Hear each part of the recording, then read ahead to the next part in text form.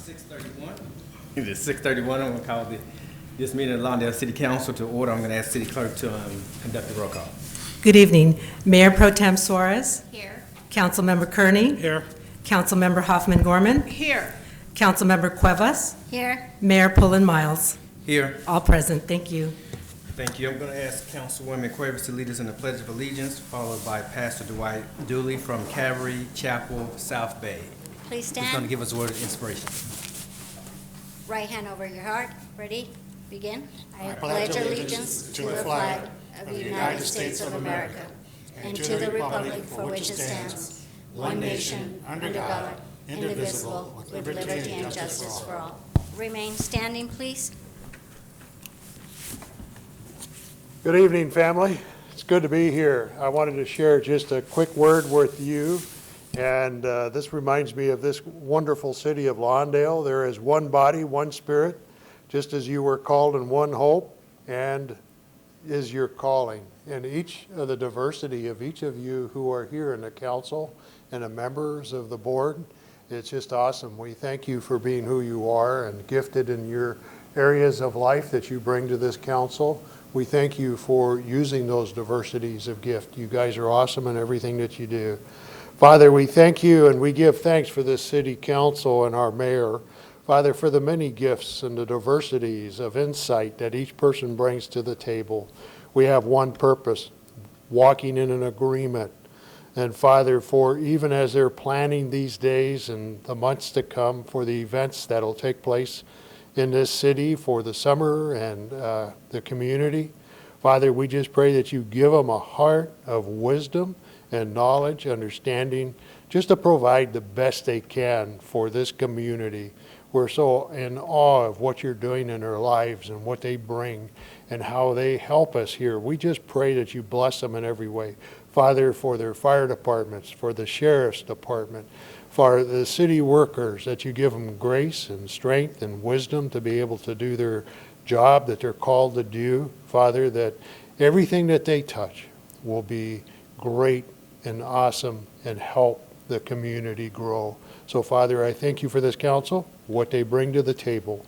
Bless their lives, their homes, their families.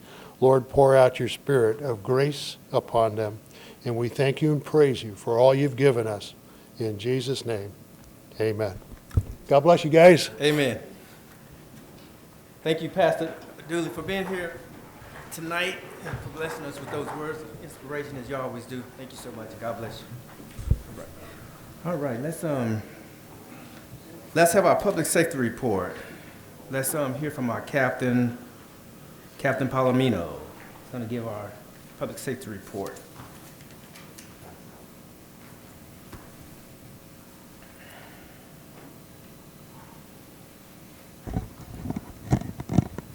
Good evening, Mr. Mayor, esteemed members of the City Council, and members of the community. I'm Nicole Palomino, the captain of South Los Angeles Station, and I'm here tonight to present the public safety report for February 5th through March 4th. And I will tell you on the front end, it's just going to be a little bit longer than normal, so bear with me. So I'm going to begin by discussing our notable arrests and investigations. On February 22nd, at approximately 12:48 a.m., Deputy Lara conducted a traffic stop near Artesia Boulevard and Kingsdale Avenue for vehicle code violations. During a parole compliance and narcotics-related search, Deputy Lara recovered an unregistered firearm from the vehicle and arrested the suspect driver for weapons-related charges. The suspect was not a resident of Lawndale. On February 22nd, at approximately 1 a.m., Deputy Garza conducted a traffic stop on 147th Street for vehicle code violations. Deputy Garza contacted the occupants of the vehicle and saw narcotics in plain view. He subsequently searched the vehicle and located a loaded firearm in the center console. The suspect driver and passenger were arrested for narcotics and weapons-related charges. Neither of the suspects were residents of Lawndale. On January 25th at approximately 4 p.m., deputies responded to 159th Street and Hawthorne Boulevard regarding reports of a victim struck by gunfire. Detectives from the Operation Safe Streets Bureau, also known as OSS, our gang detectives, along with scientists from the crime lab, responded to the scene and collected evidence. After a very thorough investigation, OSS detectives identified the suspect responsible for the shooting. On February 28th, detectives located the suspect and arrested him on several felony charges. Regarding our traffic-related incidents, Motorcycle Traffic Enforcement Deputy Morales issued approximately 35 citations during the reporting period, which included violations such as failing to stop at a stop sign, speeding, and modified exhaust. And lastly, I'm going to give a brief overview on the response times from Lawndale units regarding our calls for service. So just to give a little bit of context, the Sheriff's Department categorizes calls for service based upon the nature of the complaint and sets a response time standard for each category. And regardless of the standard, it is always our goal to make contact with citizens as soon as possible and address their needs in a time frame that exceeds expectations. The three categories consist of emergent, priority, and routine calls for service. The response time standard for emergent calls is 10 minutes. These calls consist of medical emergencies, felonies in progress, or any other type of situation that dictates a deputy to respond with their lights and sirens activated. Year to date, Lawndale units handled emergent calls with an average response time of 3 minutes. The response time standard for priority calls is 20 minutes. These calls typically require a more immediate response, but do not meet the criteria for a response with emergency lights and sirens activated. Year to date, Lawndale units handled priority calls with an average response time of 6 minutes. And finally, the response time standard for routine calls is 60 minutes. These consist of report calls where the suspect is unknown or is gone prior to arrival, or any other type of call which does not require a priority or emergent response. Year to date, Lawndale units handled routine calls with an average response time of 33 minutes. And in closing, it was my absolute pleasure to attend the Coffee with a Cop event on February 27th, which was held at the experimentally structured Museum of Art. I had a wonderful time engaging with the community members, art lovers, and city staff. Thank you all for organizing and sponsoring such an incredible event. This concludes my report, and I would be happy to answer any questions the council may have. Okay, thank you for that report. Are there any questions of the captain's safety report? Just a comment. Yes, ma'am. I'd also like to thank Deputy Garza and Deputy Laura for those outstanding works getting those people that were not Lawndale residents off of our streets. Lawndale needs to be known as a place that is not friendly to these troublemakers. So congratulate them, please, on my behalf. Thank you for your comments. I appreciate it. Okay, thank you for that report. Thank you. Thank you, Captain. Let's hear from Platoon Captain Chief Brian Kane from the Los Angeles County Fire Department.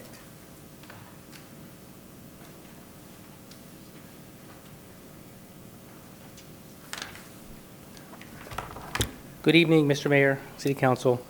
As Acting Assistant Chief Brian Kane, Los Angeles County Fire Department, with your emergency incident report for February 1st through February 29th.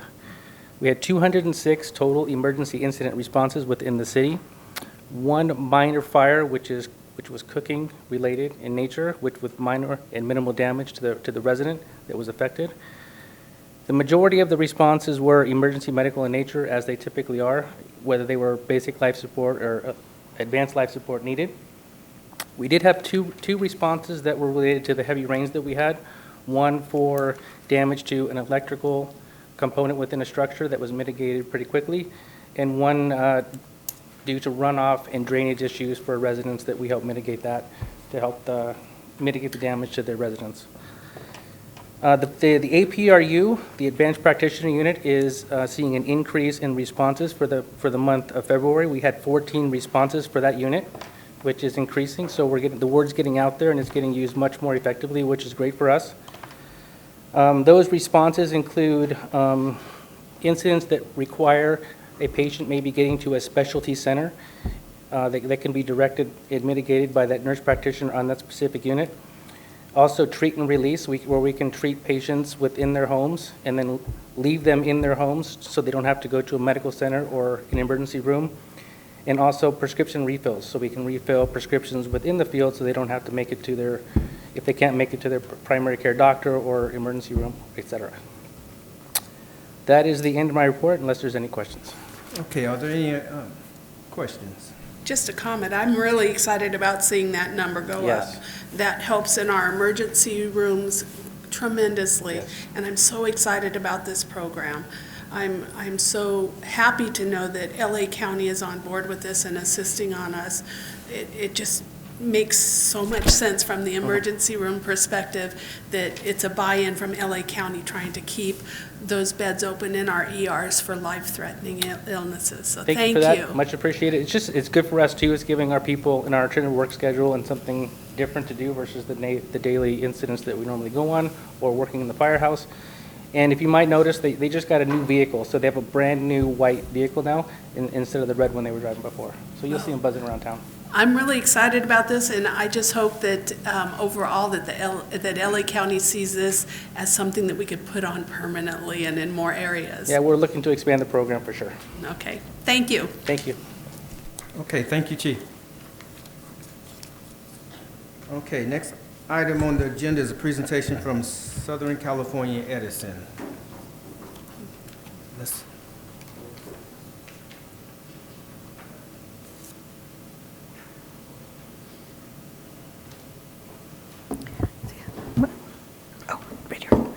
Good evening, Mayor, members of the council, staff, community. I'm Diane Forte, Government Relations Manager with Southern California Edison.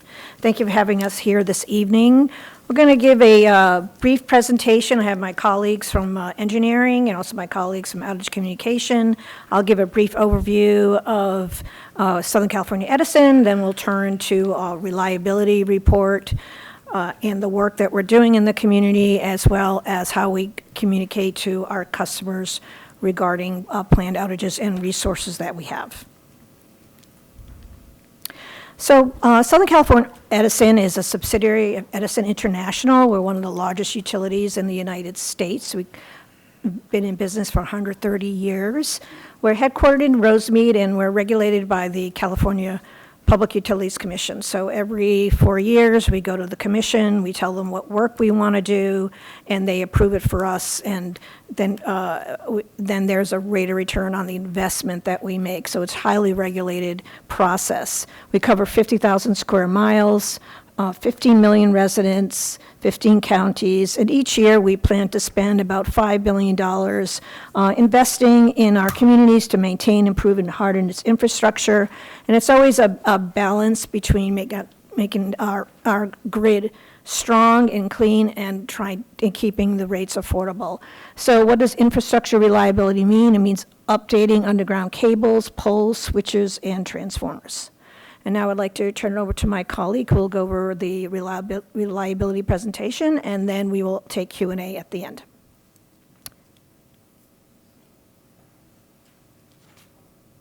Just press down. Introduce yourself. Good evening, Mr. Mayor, council members. My name is Victor Lopez, and I am a field engineer with Southern California Edison. I am one of the engineers that cover the South Bay area, and I'll be going over the reliability review. I do want to note that this is preliminary data as we're still going through a validation process.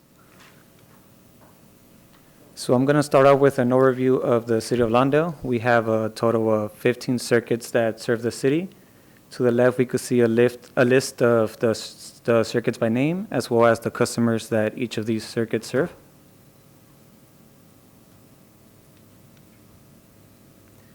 Next, we have a geographic representation of the city of Lawndale, showing all the different circuits. Here we could take a look at the map, find your local community, and you'll be able to locate what circuit serves your area.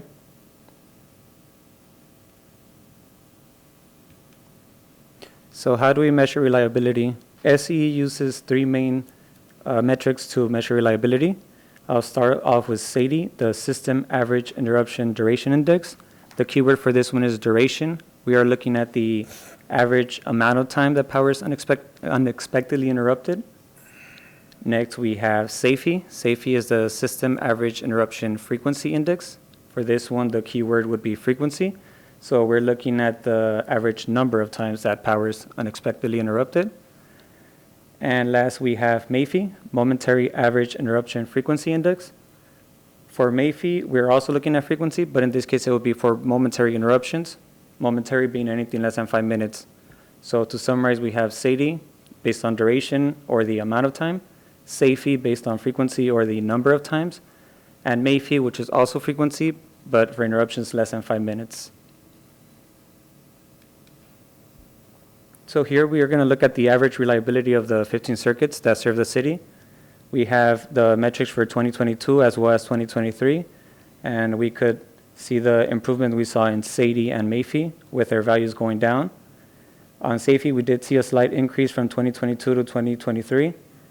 And down below, we see SE system-wide. We could see the metrics that we got for the company as a system, and we could compare them for the circuits that serve just Lawndale in particular. We do have a SADI value that is better than SE as a system, as well as MAFI. But again, for SAFI, we do have a slightly higher number for the circuits for Lawndale in particular.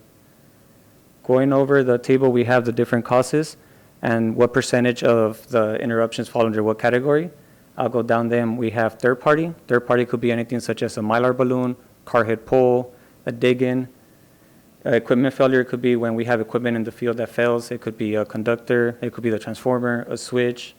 Operation, we have people patrolling an area. If they see a safety concern, they might have to do some urgent maintenance. That will be without the standard 3-day notice, and that would fall under operation. Other is where no cause is found. We have people that go out there, patrol the area, but nothing is found. This could be something like a palm front that momentarily caused an issue. By the time we sent them out there, they patrol the area, it cleared itself, and no cause is really found, so it will fall under that other category. Vegetation and animal. Vegetation could be a tree branch, a palm frond. Animals, we have rodents or birds that could make contact with the conductors, lead to a short circuit, and that would be under vegetation and animal. We have weather, fire, earthquake. And last, we have PSPS, Public Safety Power Shutoff, which we don't have any here in the city of Lawndale. And to the right, we also have January 2024 that we did have 4 outages. We have the different categories shown there, but they were primarily weather for January. And down below, we have a reminder again of SADI, SAFI, and MAFI.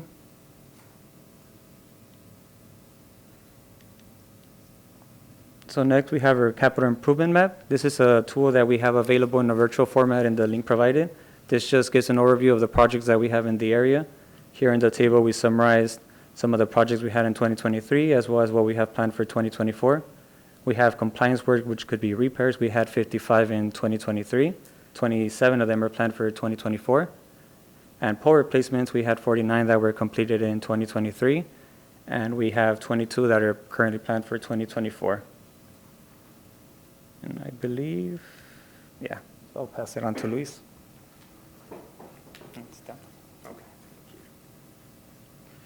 Good evening. So my name is Luis Lara. I'm with the Outage Communications and Management team. And part of my responsibility is to get onto our communities and engage city, government, and our commercial customers in all things outage related. We do this through different ways, different opportunities, and I'll get into that. But suffice it to say, we do have a presentation, and that's a lot longer than this. I think you guys are getting the, the short version of it. Typically, if you guys want something longer, I can come back, and it's really not that long. It's only about 800 slides. We get through it in like 10 hours or so. It's fun. I bring cookies. We all have a good time. But for tonight, let me just jump in here.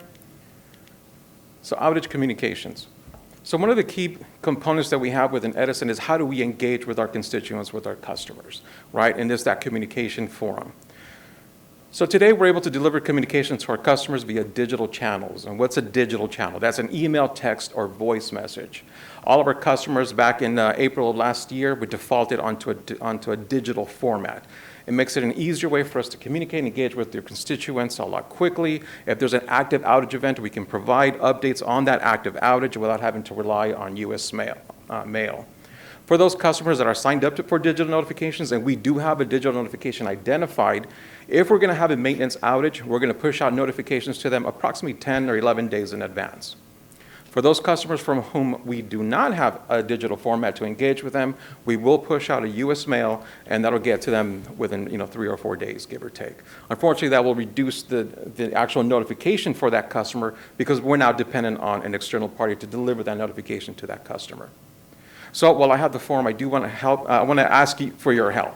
Please help us promote within your constituency if we can have your customers or your constituents, our customers, to update their contact information for whatever reason, right? And whether it's a new email address or a phone number or whatever it is, we need to make sure that we have updated contact information so that when an emergency event does manifest, we're able to engage with those customers early, often, and as the evolution of whatever outage is happening, we can engage with them throughout that process.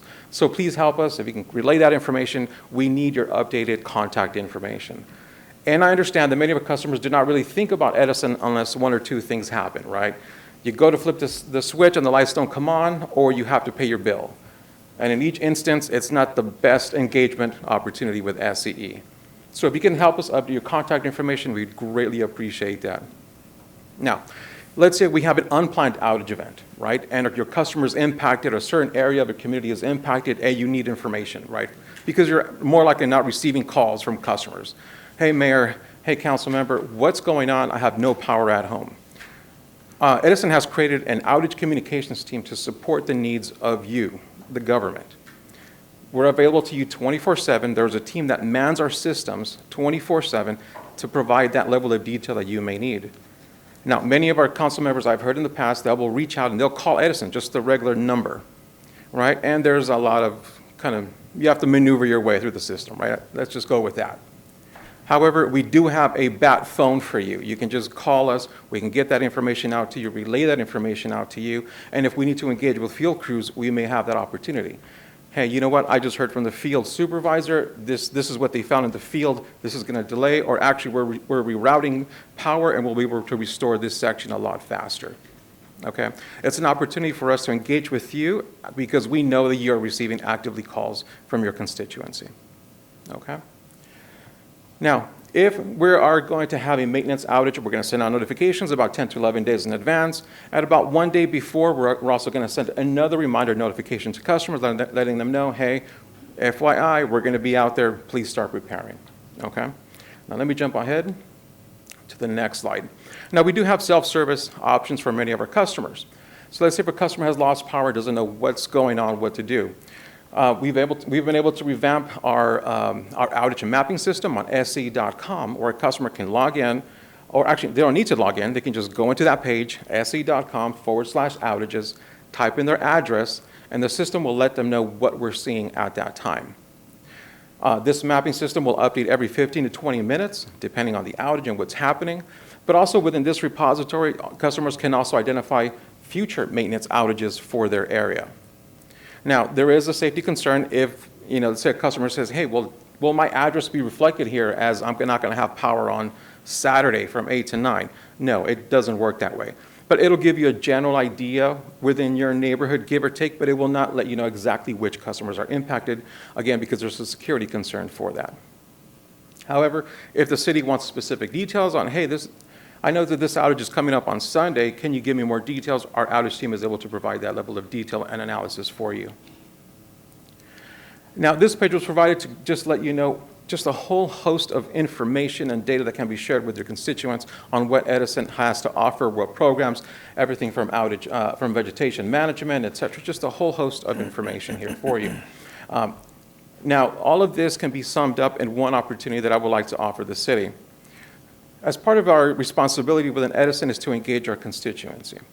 We do that through different forums, one of them being what's called a Power Talk.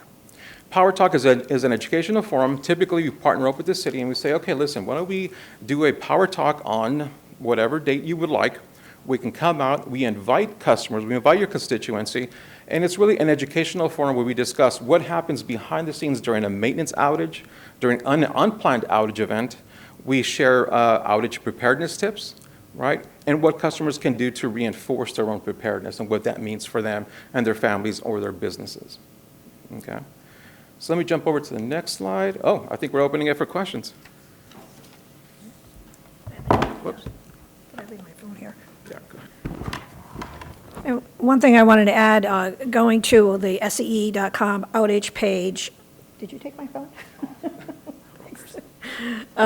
If you go to SCE.com outage page, there is a lot of resources on how to prepare for an outage, light bulbs that stay on when the power goes out, battery backup. I have a little apartment. I was lit up like a Christmas tree when I had my outage, and everyone was like, "Do you have an in with Edison?" No, I just was prepared. On average, every customer would get an unexpected outage in our service area about once a year on average. So whether it's an earthquake, bad weather, it's good to be prepared. So I encourage everyone. We shared that information with Sean in our last meeting, and hopefully you can get some of that information on the website.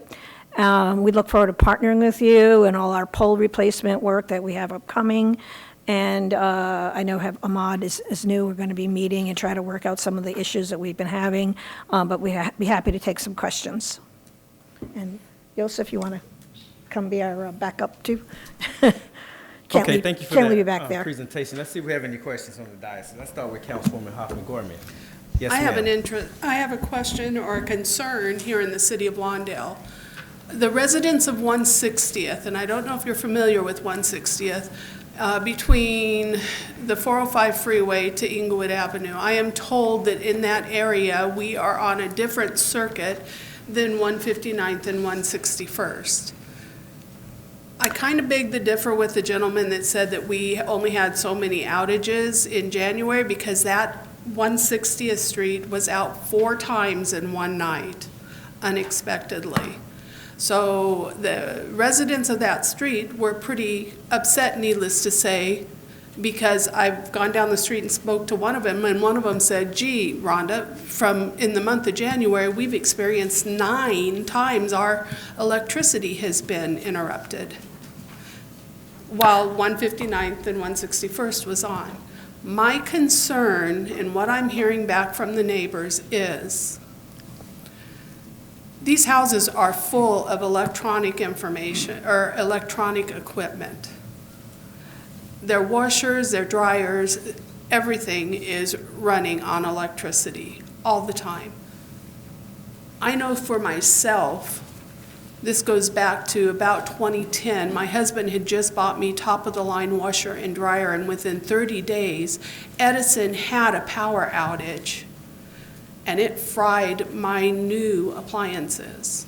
In doing so, my dad at the time contacted Edison and said, "Hey, Edison knew it was theirs, but there was no recourse. My husband and I were financially responsible to replace those brand new appliances." That being said, 4 times in one night in January, those residents of 160th experienced that interruption and the possible loss of that equipment.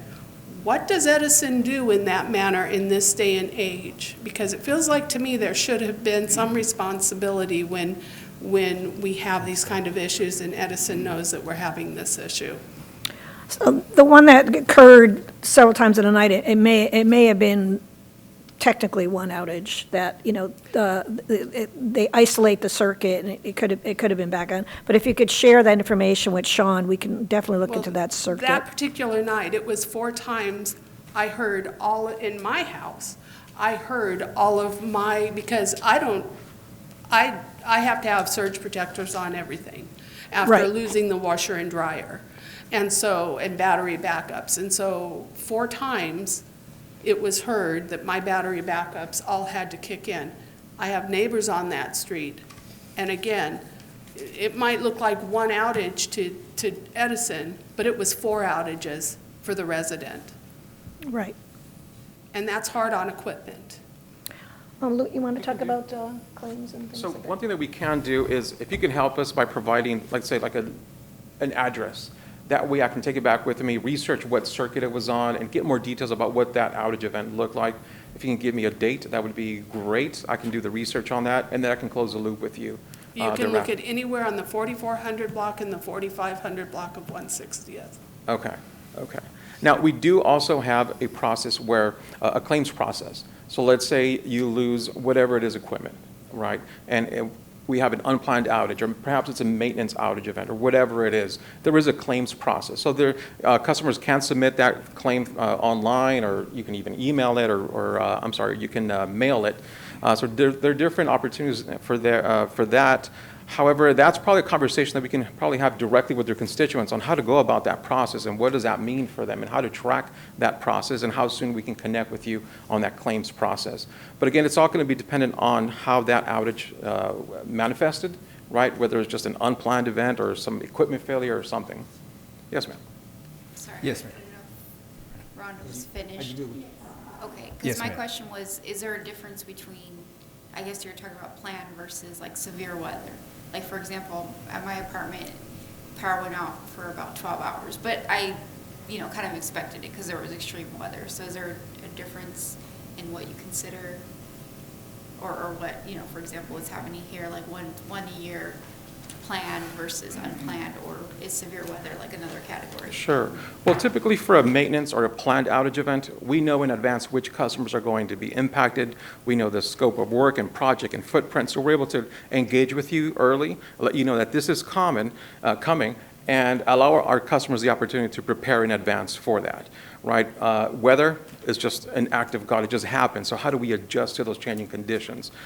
Even during active storm events or even winter storm events like over this weekend, we do try our best to plan in advance, get our crews out in the field early enough with resources and whatever we need so that if there is an actual outage event, we can respond to it quickly.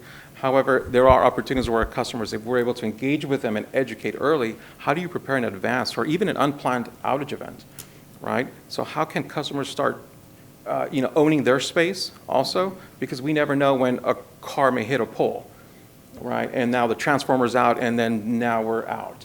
And that happens quite a bit. So FYI, we call them CHPs. Sorry if there's a CHP person here. Car hitting a pole. That happens quite a bit, typically Friday nights, Saturday nights, Super Bowl Sundays. That's when poles get a little tipsy and jump out in front of cars. But again, that's information we can share with your constituents directly on how to prepare in advance, how to think, well in advance. Well, what would an outage mean for my family, and my business? If I have a family member that has some medical condition, how do we prepare in advance for that? And we also do have programs to support that customer base. We call them critical care customers. Thank you. Can you please share that bat phone information with Sean so that myself and our constituents up here, that Of we course. have access? Thank you. Yes, we had a good meeting with Sean and shared that information, so. Let me ask one question. You kind of covered it through the claims process. Can you walk us through that process and give us kind of an idea of how long it takes for a claim to be processed? What do you have to provide? I mean, obviously a person can't just call up and say, I had a damage just because, for whatever reason, is the burden of proof? So I'm going to refer to the website. website, SCE.com/claims. It's a whole separate department, and they evaluate each claim on a claims-by-claims basis. The standard is negligence, so, it would be something that, Edison acted in a negligent way, so, weather would not generally be something that would be claims-related. Perhaps when Luis has the power talk, we can get more information on claims, but it's another department. They evaluate on a case-by-case basis. So if the property, say if the appliance was damaged because of a surge, is that negligence? I can't really answer that. I would ask the constituent to submit the claim, and they will evaluate it. Okay. I'm just trying to measure expectations, because I know sometimes it could be a matter of, well, you didn't have the right protective gear on your appliances, and so Right. that could be described as negligence, or it could be fault with Edison, or it could just be category as an act of God, so it's nobody's fault. So I'm trying to just kind of see if we can measure the expectations of what have you, because obviously it's going to be frustrating if your equipment is damaged, but we want to at least have realistic expectations for people. If that's considered an act of God, I don't know if it is or not. I'm just saying, Right. Just want people to know that rather than them being so worked up and think there's going to be some remedy by putting in a claim. I don't know the answer. I was just posing it.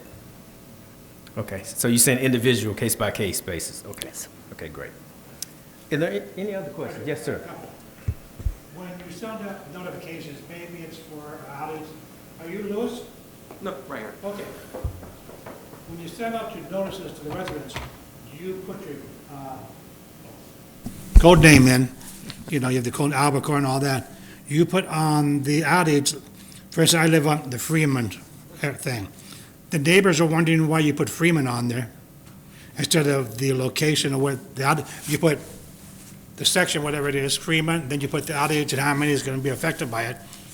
People are, you know, we have seniors here like myself here that, we see Freeman's on the other side of Hawthorne Boulevard. Why do you have this on here? Maybe somewhere down the line you can actually put that in the bill, this breakdown, so they know what Freeman means.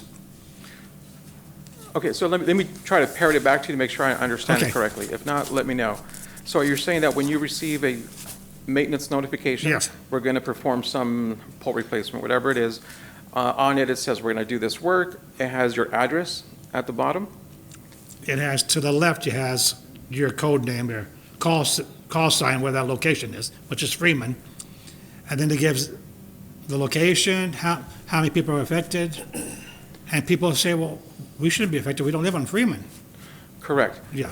Okay, so it could very well be that, a couple things.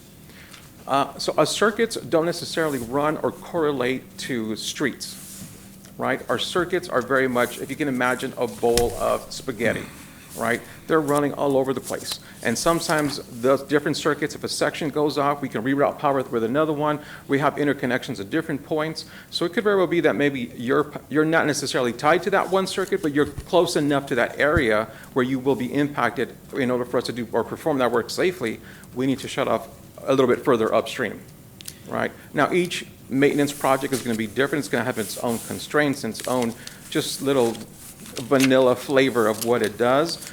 But if you have questions on that, then that's where our team can step in to provide you the deeper level of analysis.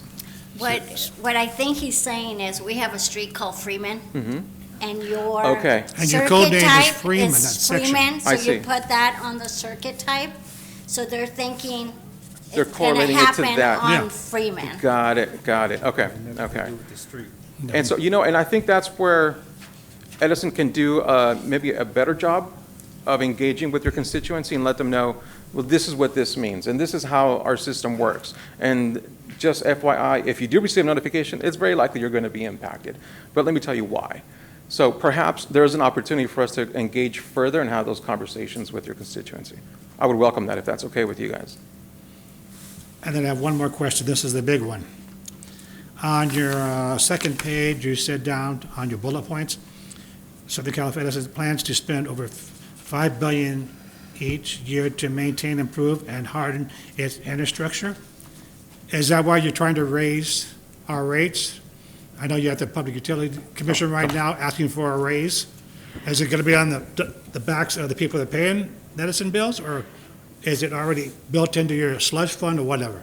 So every 4 years is a rigorous process that we go through with the CPUC that explains the work that we need to do.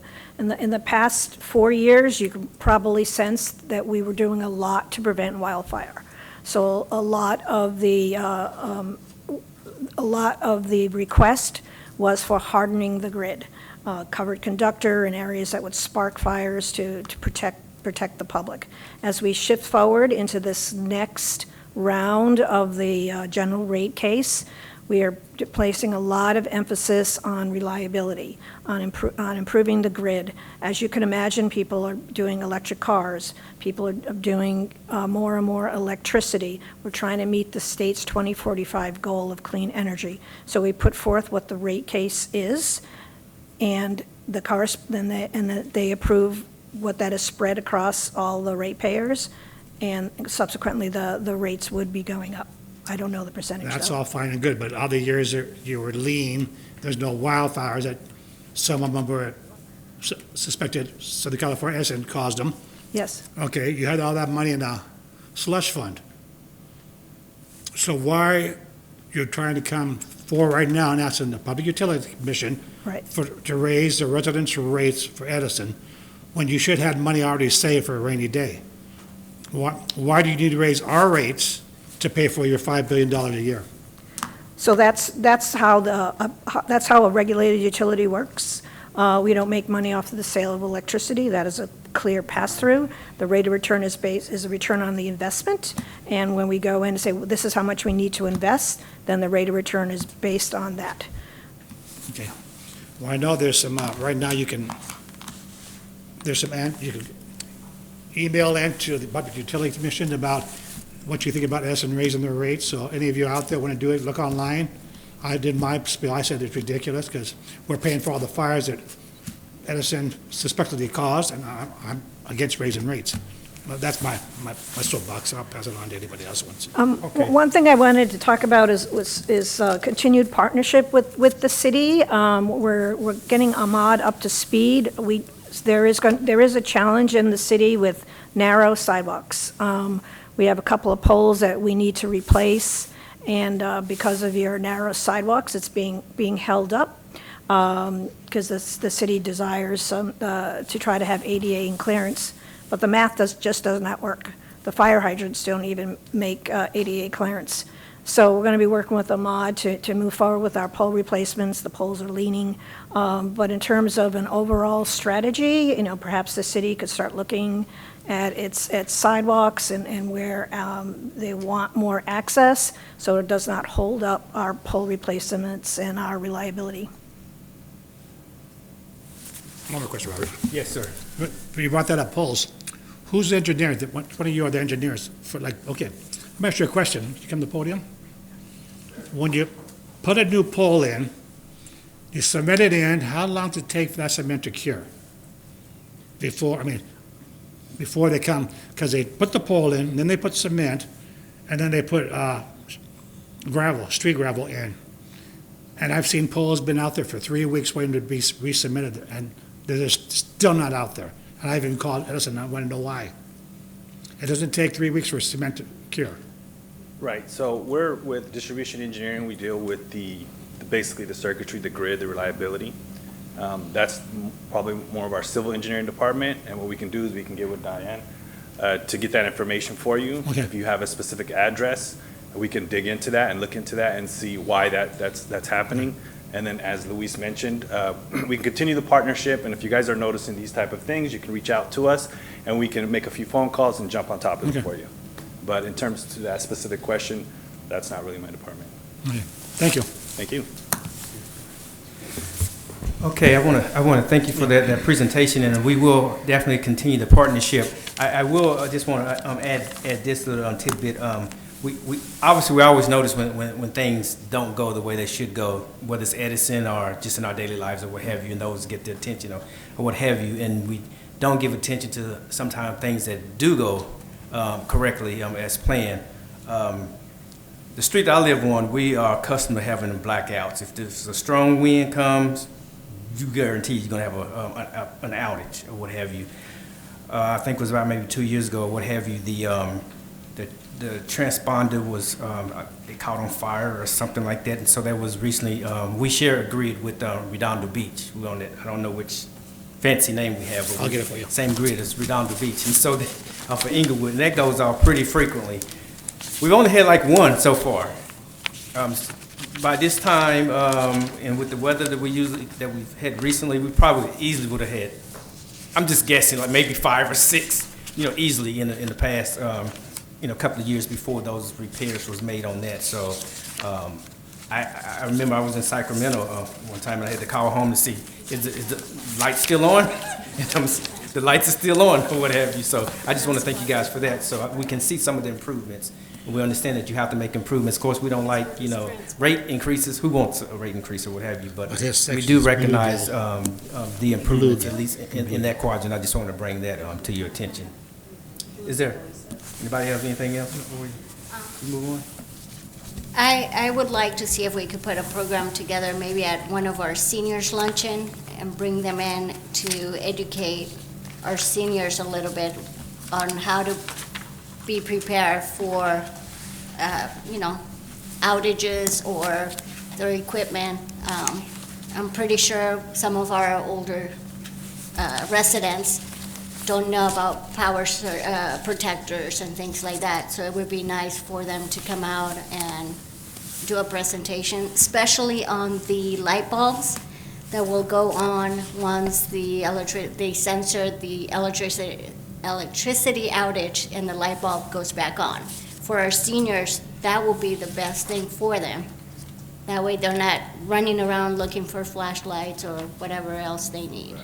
So if we could put something together. Okay, we'll do. Mayor, Okay, Council, let's- I'll work with Edison to come back and present something at the senior luncheon. Okay, thank you so much. Thank you for your presentation. Okay, let's move our agenda.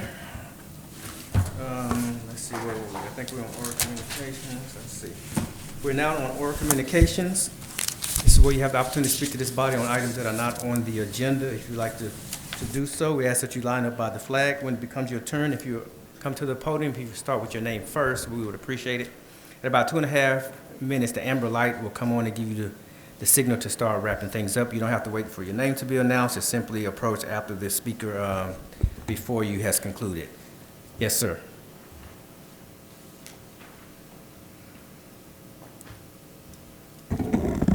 Good evening, Matthew Harbison. Here on behalf of the Lawndale Wesleyan Church. The Hawthorne-Lawndale Ministerial Association has been serving our two cities for the past 30 years.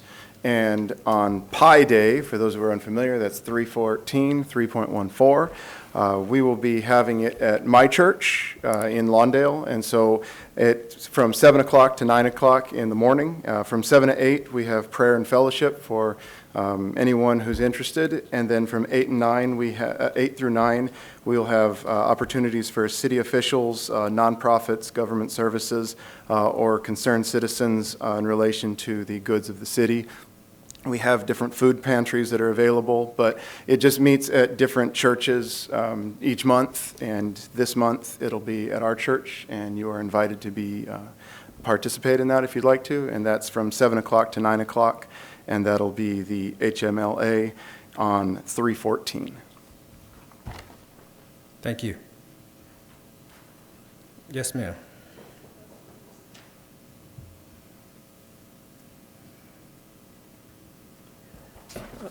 Holly Osborne, Redondo Beach. Don't worry, I'm not going through all those charts. I only wanted to send them because I had a hard time finding them, and I wanted you to know that I didn't make something up.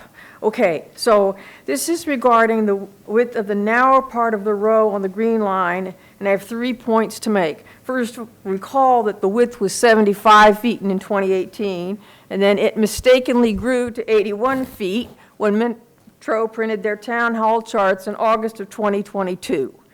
The row was just barely wide enough at the at-grade option with that width. And Metro had charts for both the at-grade and trench options at this width. Metro was reminded that the width was 75 feet. They changed the at-grade chart and put it in the January 2023 DEIR package, but there was no corresponding chart for the trench. And that is because the chart would have shown the trench was not a viable option, and if they don't put it in the package, no one can criticize it. But along came Holly Mitchell and her walk this past December, and with Metro people standing at 170th Street in front of the easels, the trench chart suddenly appeared at the 75 width, and it shows that clearly that things will not work. And this is on, it's in your package here, but I got it right here, okay? All right, that's the only reason I put package in, so you know that I didn't make this up, okay? 4 feet maintenance. If you went to the work site where Jay was, you know it's not 4 feet maintenance where that pipes are. It's 10 to 12, okay? So this isn't going to work, okay? Now that's point number one. Point number two is, I don't know if you guys realize this, but on the hybrid row option, where we're basically the at-grade, but then you go under 170th and 182nd at Redondo, that's what this configuration is going to look like too. So the hybrid row is really not, well, it's going to require condemnation, okay? I don't know if you realize that because this diagram was not in the DEIR. It was hidden until Holly Mitchell's walks. So, okay, Metro has said they will not condemn properties. These pictures seem to contradict their words. And here is point 3. There is an appendix document with detailed drawings for the at-grade option between 170th and Artesia, but not for the trench option, only for at-grade. You're really detailed. And it is apparent that when Metro put out the DEIR, they had no idea how the trench option would work in that area. Further, the road takes a sudden jagged increase, and lo and behold, the road is increased to 80 to 81 feet. There is so much illogical work in the appendix on this part of the diagram that none of it can be believed. Now, that's all I wanted to tell you. Now, I do want to tell you something else. I guess Your time has expired. Yes, but our mayor passed away, and the memorial service was this past weekend, yesterday. So I don't know if you all knew that. Thank you. But he was a staunch worker for the city. Yes, ma'am. Thank you, Dr. Osborne. Okay. Yes, okay. I think this is not my pen, so.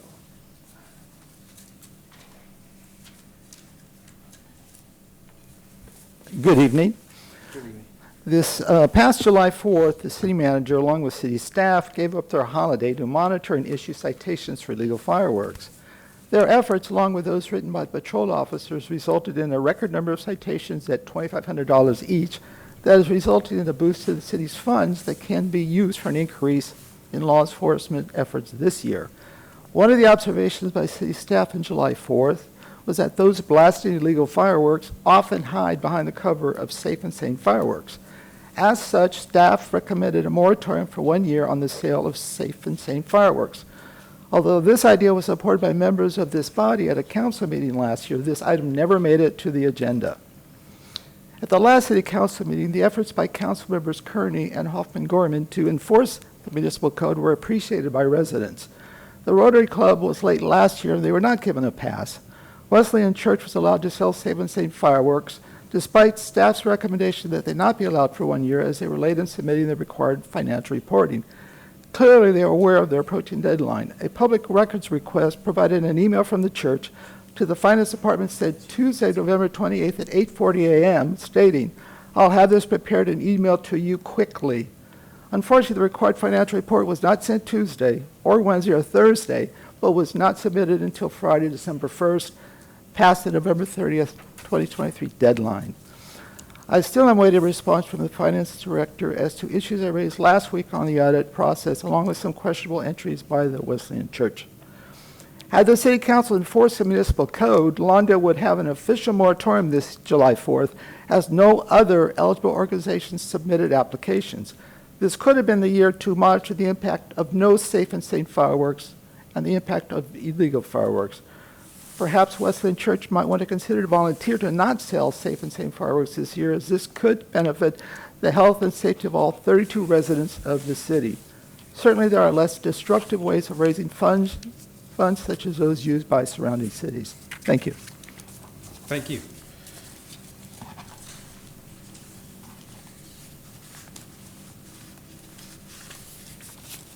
Good evening. Just to back him up on that, I sure would have liked to have seen that even if you only suspended the church for a year, we could have had at least this year without safe and sane and all the other craziness that you guys all have to prepare for now. And also, I'd like to say my neighbor had to call the sheriff's out one night. She thought something was trying to get through her front door. And they came out, and they couldn't have been nicer. They offered to do extra patrol, which is nice. I live in a cul-de-sac. And a lot of times with cul-de-sacs, people like to come back there. They like to do their things hidden off the main roadway and whatever, drugs, different acts, leaving their trash behind and what have you. We know they don't belong there if we call in. But also, it's just nice if the sheriffs would just do extra patrol either day and night through the different residential areas anyway. It's so nice to see them out and about in our residential areas, not just the main streets like they have. So anyway, that's it. Thank you. Okay, we'll close public comment at this time. We'll bring up the dais for any comments from the council. Let's hear from Cuevas. Thank you, everybody, for coming. Okay, let's hear from Hoffman-Gorman. Let's go. Thank you, everyone, for coming tonight. Matthew, I will say, on the 14th, unfortunately, that's one of my work days and in my work hours, or I'd be more than happy to be there for Pi Day. That was it? That's all I'm going to say. Okay, let's hear from Kearney.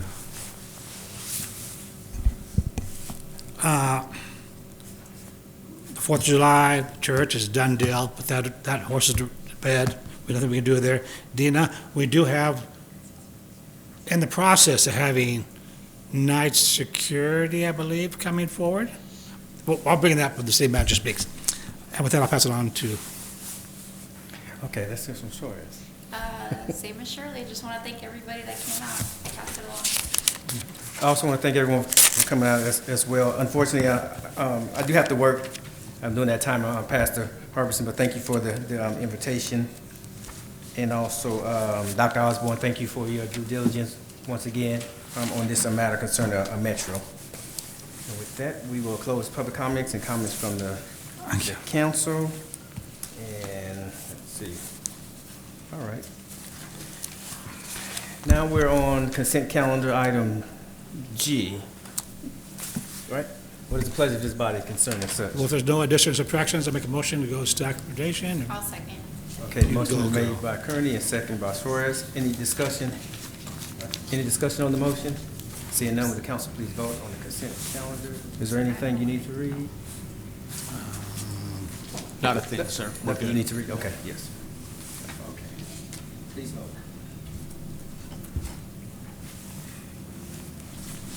Waiting for the mayor. Thank you. For the consent calendar, this item passes unanimously. Good job. Okay, item 8, under administration, adoption and approval of the memorandum of understanding.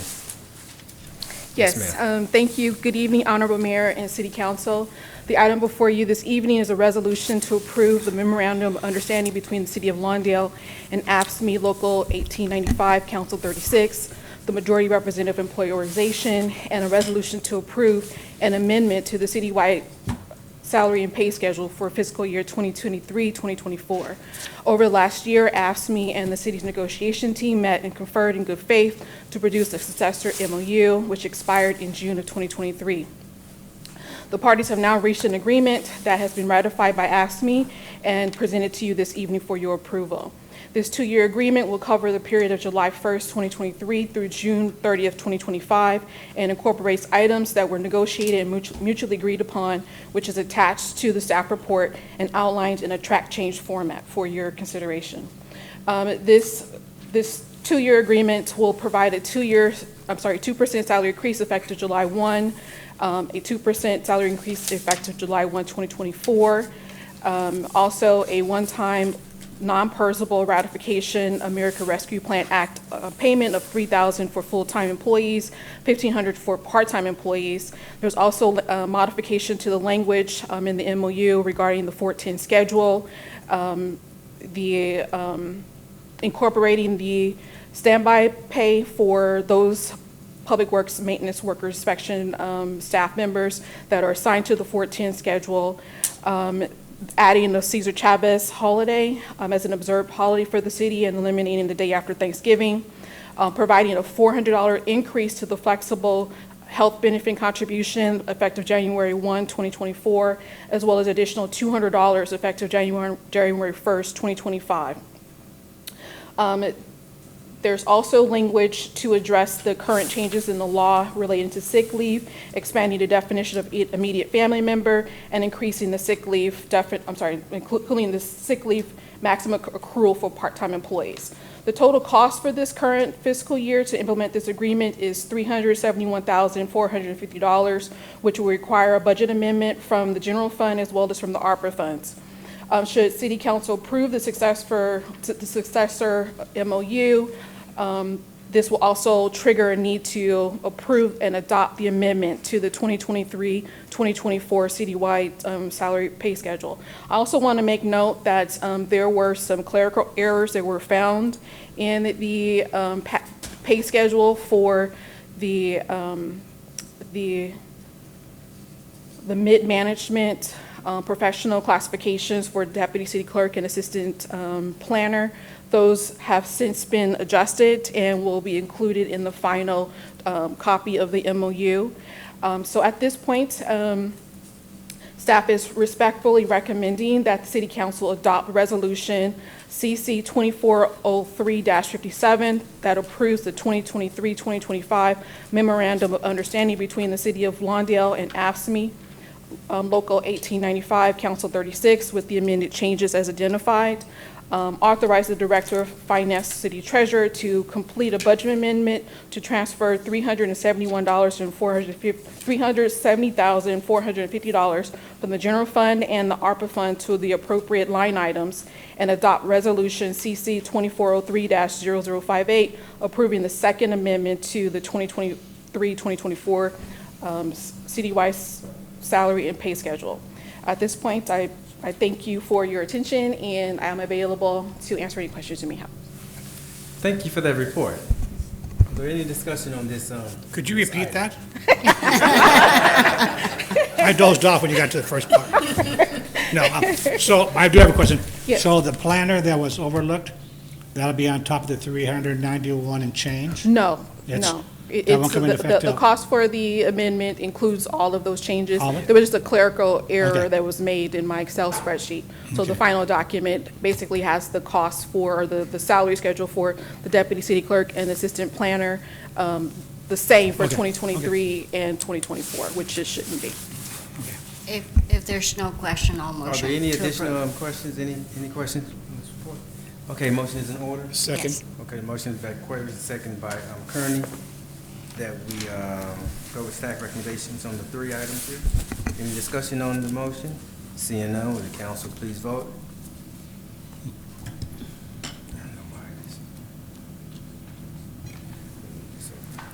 Thank you For very item, much. sorry. For item number 8, the motion passes unanimously. Thank you. Next item on the agenda, item 9, approval to dispose of the vehicle.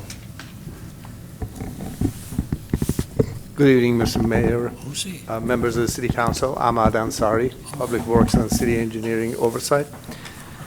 Glad to be here tonight. The item before you has to do with disposal of one vehicle in the Public Works.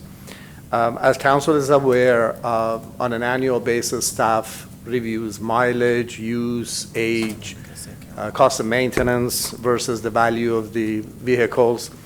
This year, a dump truck, we kind of expected it from last year with expired CNG tank and a lot of miles. It's a 2007 Chevrolet, has been identified for disposal. The sale is through auction, as in the past, subject to council approval tonight. And, as I anticipated, last year, we already purchased a new dump truck last year, which was a brand-new 2022 F550, and that's in service. It has all the bells and whistles that needs to get the job done. The fiscal impact, the 100% of the proceeds from the auction will go to the city at no cost. And we have utilized Ken Porter Auctions of Carson.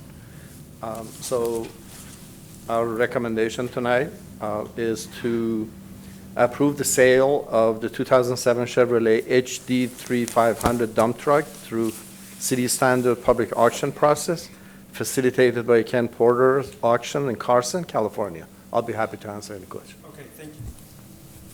Thank you for that report. Any questions on this item? I do have entertain a one. motion? Yes, sir. I've been asking, since we've been getting rid of our surplus vehicles, how much do we end up collecting at these salvage auctions, whatever you want to call them? And to date, I don't know what we've collected. I know it might be minimal, but, it'd be nice to know what the amount was. Mayor, council, I'll ask the finance director, we'll get you an update, I'll send you an email after we from those previous vehicles and any recent vehicles that are listed on the auction. Get you that information. Okay, very good. I'll entertain a motion on this item. So moved. Okay, motion I'll made by second that, by Kearney and second welcome by back. Cuevas. Thank you. Yeah. Good to be here. I thought you looked familiar, I wasn't sure.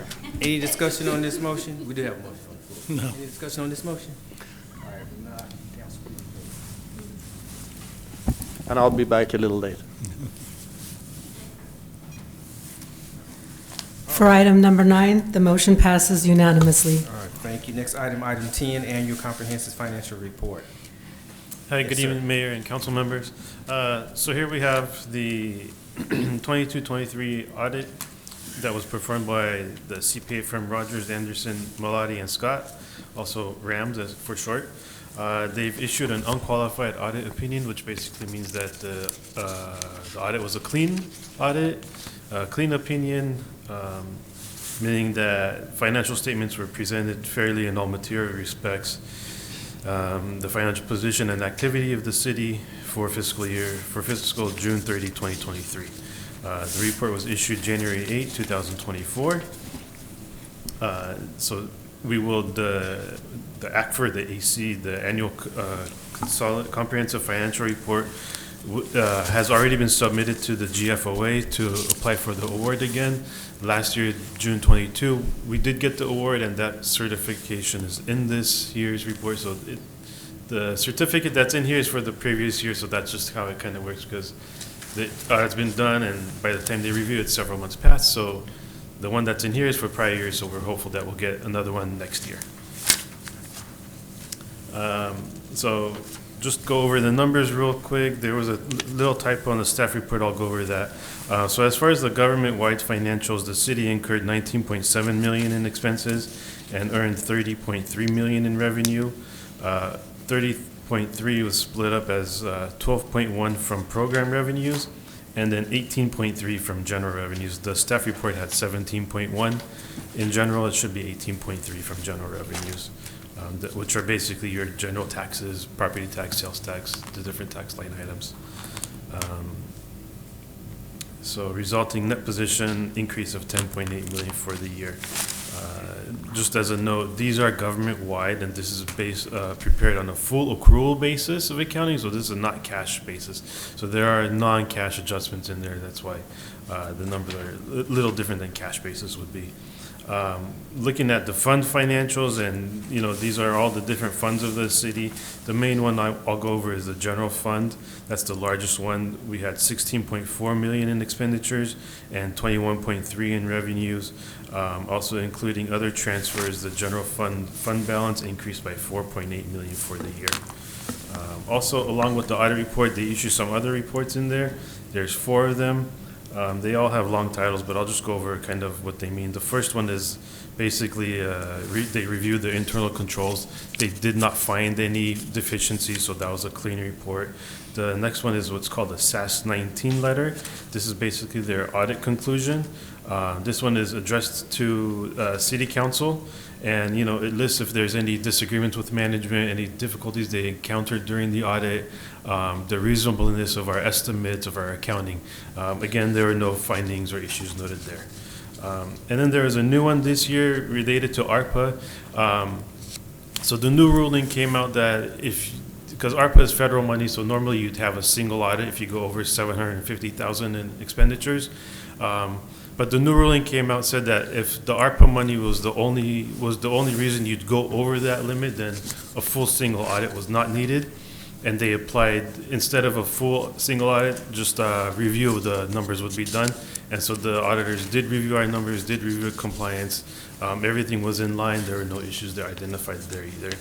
And then the final report that they issued was, again, agreed upon procedures. Again, is the appropriations limit. They just go over our calculations, make sure everything is correct and there's no issues. So again, that one was a clean, no exceptions were noted. So everything went good. We had a clean report all across, so we're doing pretty good. We're on track. That concludes my report. This is just a receive and file, so no actions needed. Thank you. Very good. This is good. This is good work. I want to congratulate you and the department, the finance department, on this is outstanding. I'm sure, based on this, another certificate is to follow. Yes, we're hopeful that we should. Right. Yes. Right. So congratulations on that. Are there any questions on this report? The mid-budget? Seeing none, we will receive and file. All right. There you go. Thank you so much for your hard work. Thank you for your department. With that, we'll move our agenda. Next thing on the item is, okay. Did we do the mid-budget? Mid-budget, okay, that's you again, right? Let's begin. I was thinking, All right. did we just hear from you? All right, thank you, Mayor and Council. So here we have the mid-year budget. This is the update for fiscal 23-24 through December of 23. So just to go over, revenues are at 51% of the budget. We're at 9.9 million of the 19.5 million budgeted, so we're right on target with that. This is about a 3.3% increase compared to last year. To go over some of the areas that are kind of exceeded expectations, TOT, this is the transient occupancy tax from hotels. They're in at about 65% at midway through, so they're coming in really strong. So, I mean, that's really good. We've collected 423,000 of the 650,000 budgeted for already, so hotels are doing really well. And the other part that's doing well is other financing sources, which is basically our investment income. We are at 74% of the budget. 566,000 was budgeted. We've already earned 418,000. So, you know, investments are doing good. Interest rates are still staying high, and we continually monitor that. There was some minor decreases as well that kind of offset some of these increases. Sales tax was down about 50,000 or 2.5%, and then the Measure L sales tax, that was also down about 78,000. Sales have been a little soft. These have been kind of budgeted for and forecasted by our HDL consultant, so it's still pretty much in target with our expectations. So at this point, that we're not, you know, overall, we're at 51% of budget. We're not recommending any adjustments to revenue budget. Moving to expenditures, we're overall at 39% of the budget, or 7.1 million of the 18.4. This is pretty much on target. There's going to be, it looks low, but there's some major expenditures come in towards the end of the year, so that'll bring it back up to where it needs to be. When you calculate those in, we're right on target.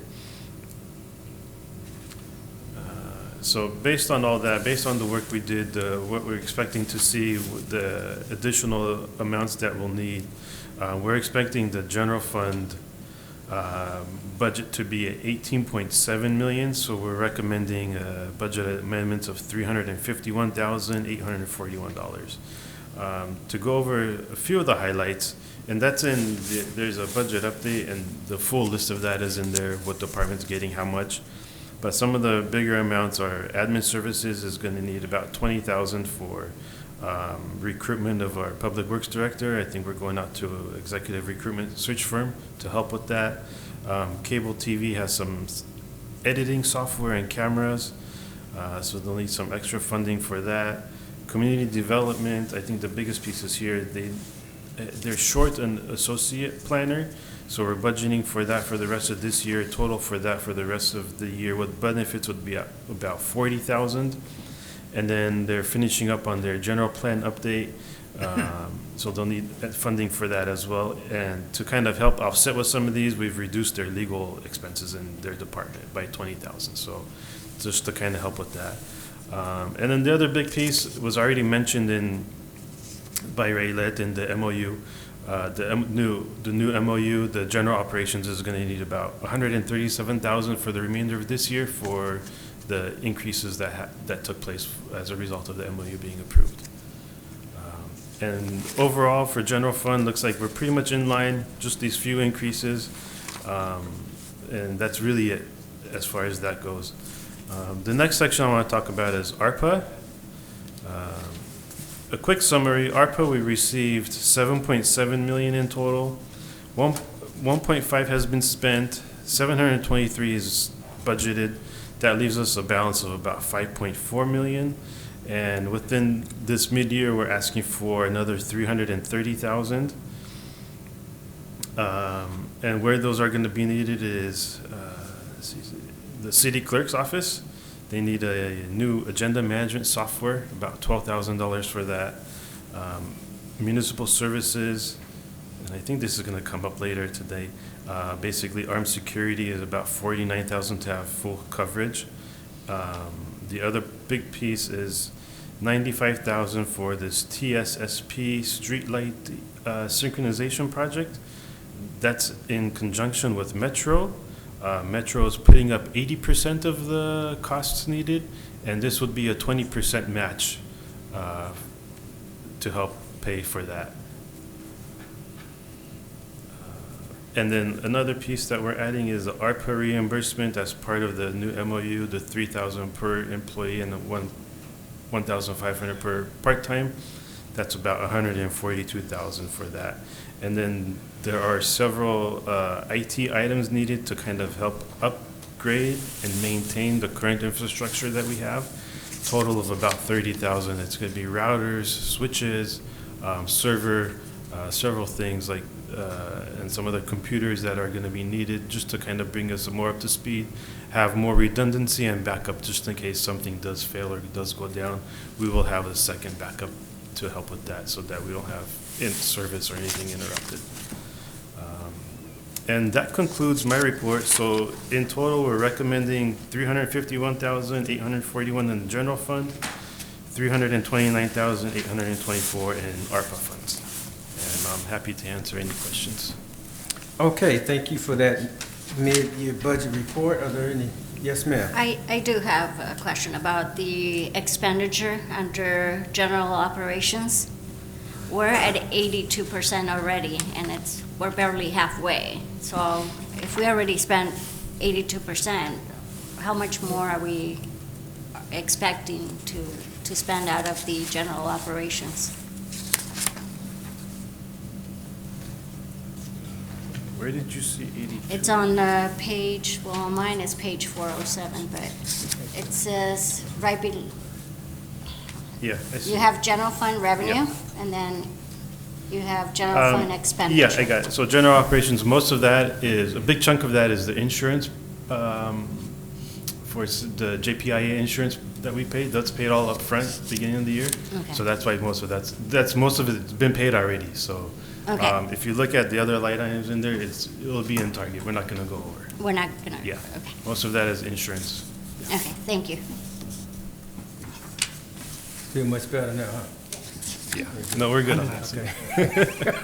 Okay. Any other questions on the mid-year budget update? It's a pretty good update. Yes, sir. Mr. Mayor, Council, just to update, so the street synchronization project that was brought to us by the COG, it was an opportunity, so we had the last minute shuffle, thank you to Public Works and the Finance Department, so we put that, it's 4 intersections down from Hawthorne all the way down to Marine. They're gonna synchronize with LA County. So we're doing that change, and that's usually Prop C funds, but we're gonna use some ARPA. And then just as a reminder that we will be next meeting, be bringing you a big package of proposed expenditures, because I know the council's asked me over and over, where we're gonna start spending some of the ARPA down, because we have a deadline. So we'll bring in some items for you to consider in the next 2 weeks. So just a heads up on that. Is the synchronization, is it the same project we talked about a couple of years ago, about syncing the I lights? believe Is it it's the one of same? those, and it's, there's other projects throughout the city on our budget that the council's approved on our capital improvement project. This is a newer one that's come up as of late, and the county approached us through the COG, as well as the COG it'll help synchronize our intersections, so people can flow through the city at a more efficient rate. Okay. That way they can run more traffic lights and speed. And then we'll have our motor out there, the captain will have our motor out there if they do. Well, also notice there's an additional light in the city of Hawthorne Boulevard. And so my question was whether or not, or they're syncing theirs up, and if that's gonna be an additional stop, because it's pretty in close proximity to another Mr. Mayor, light. yes, you're correct, I'm sorry. The other cities that joined in on the synchronization project, the counties informed us of the We'll see how that works, because they haven't activated that light yet, but I notice it's in close proximity. So we'll see if if it flows better or not. It might, we'll see. But it works. Yes, sir. Yes, ma'am. Look at the hair. I was looking at him. I had a request for the ARPA, if we can look into the planning department and a system or software that would make it easier for people to see what the requirements are. I think other cities use some of them. I'm able to look and see, you know, how do I get a fence permit, or how do I do this, and it's kind of like a system. I don't know if that's something. We can definitely look into that. That's not a problem. Thank you. Okay, any additional questions on the mid-year budget update? Okay, seeing none, we will receive and file that. I think you need to. Well, do I need to, you need, because you want some adjustments, so. You got to read through. Yes. There was some recommendation with those budget adjustments. So moved. Second. So moved. Okay, staff recommendation has been moved by Pat Kearney, second by Mayor Pro Tem Torres. Any discussion on the motion, including the budget adjustments? Seeing none, would the council please vote?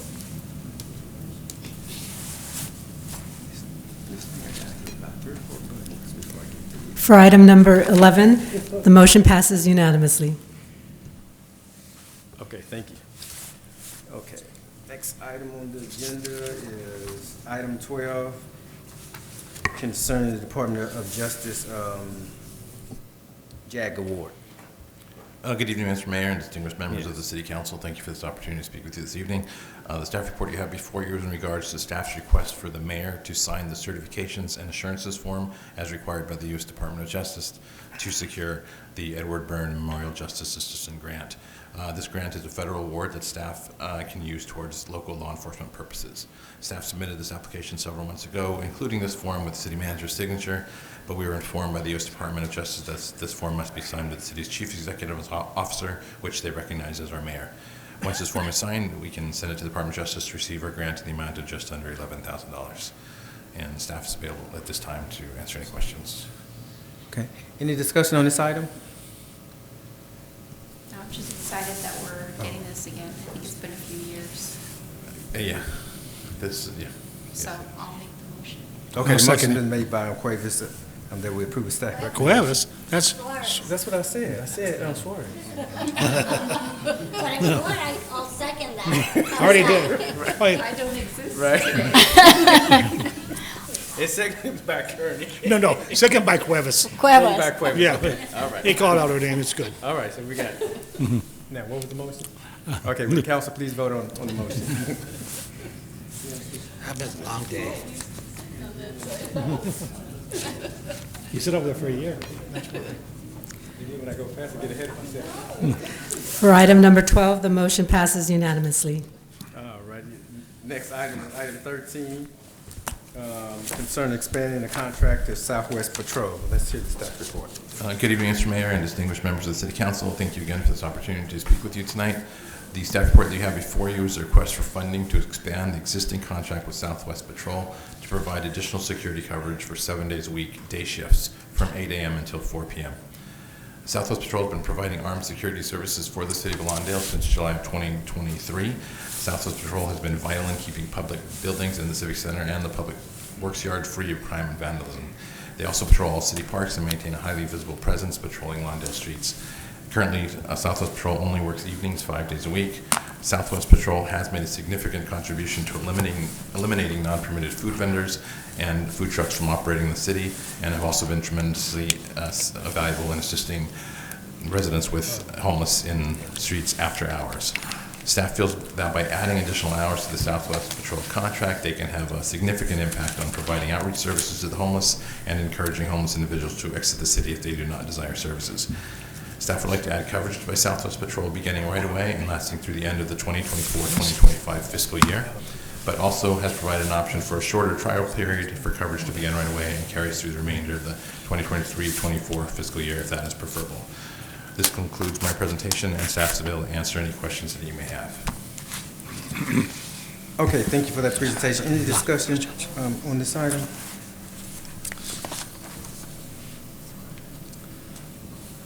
Any discussion? If not, I'll entertain a motion. So we have three options, correct? Yes, you do. The first one is for the 190 one-time budget amendment of 195. Right. That's a full year. That will actually carry us through the remainder of this year and into the all through fiscal 2024-25. So it would continue through June of 2025 and then And end. Mayor, Council, I just want to point out that currently our outreach services, we only have 4 days a week.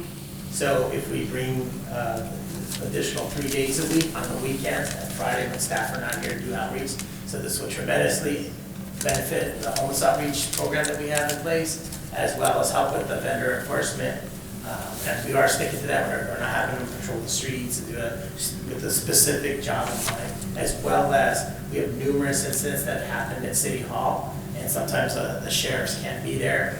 It would help to have an armed security nearby in case things happen.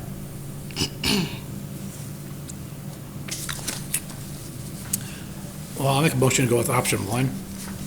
I'll second it. Okay, option 1 being the 195,000, right? Okay, so the motion's been made by Kearney and seconded by Hoffman Gorman. Any discussion on the motion? Okay, will the council please vote?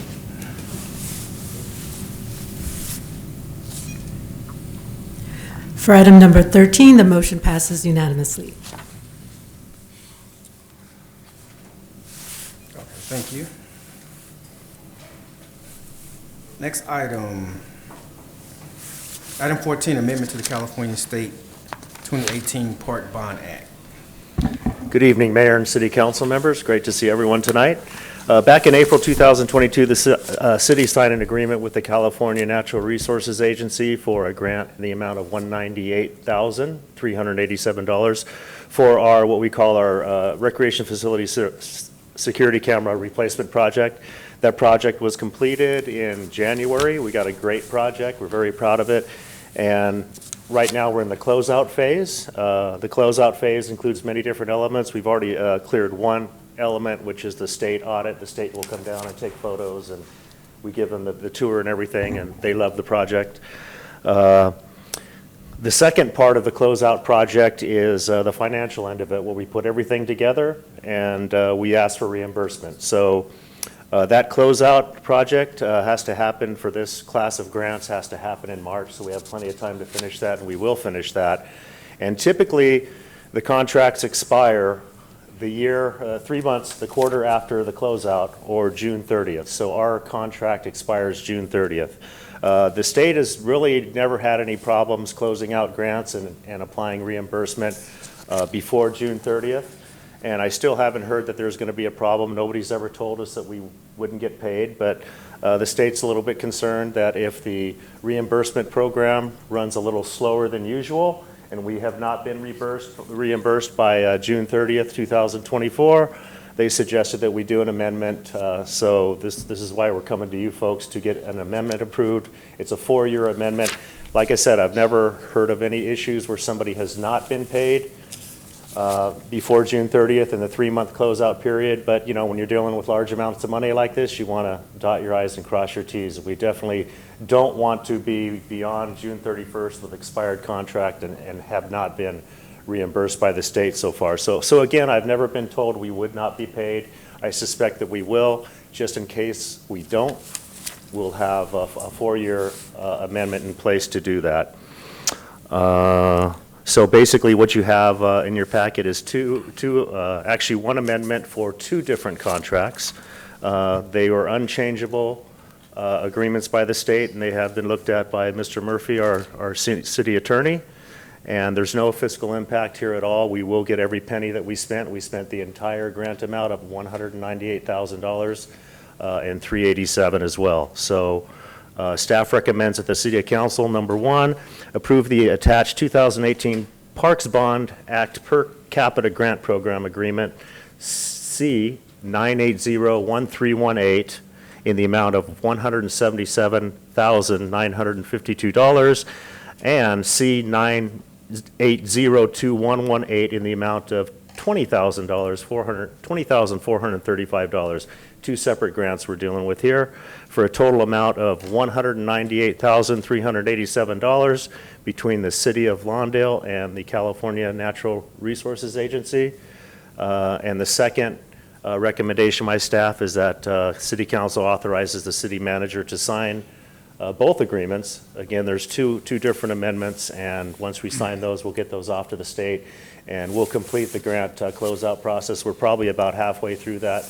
It's a lot of tedious work, but we'll finish that this month and get on the state's radar screen for reimbursement as soon as possible. And that concludes my report. I'll be happy to answer any questions. Okay, thank you for that report. Any questions of the report? Oh, I do. Oh, yes, sir. On these amendments, are there going to be interest impounded on these? No. So they could take 2 years to pay us back, and we're losing interest on the money that we paid? Flat Or their amounts. money Yes. Okay. Yep. Damn state.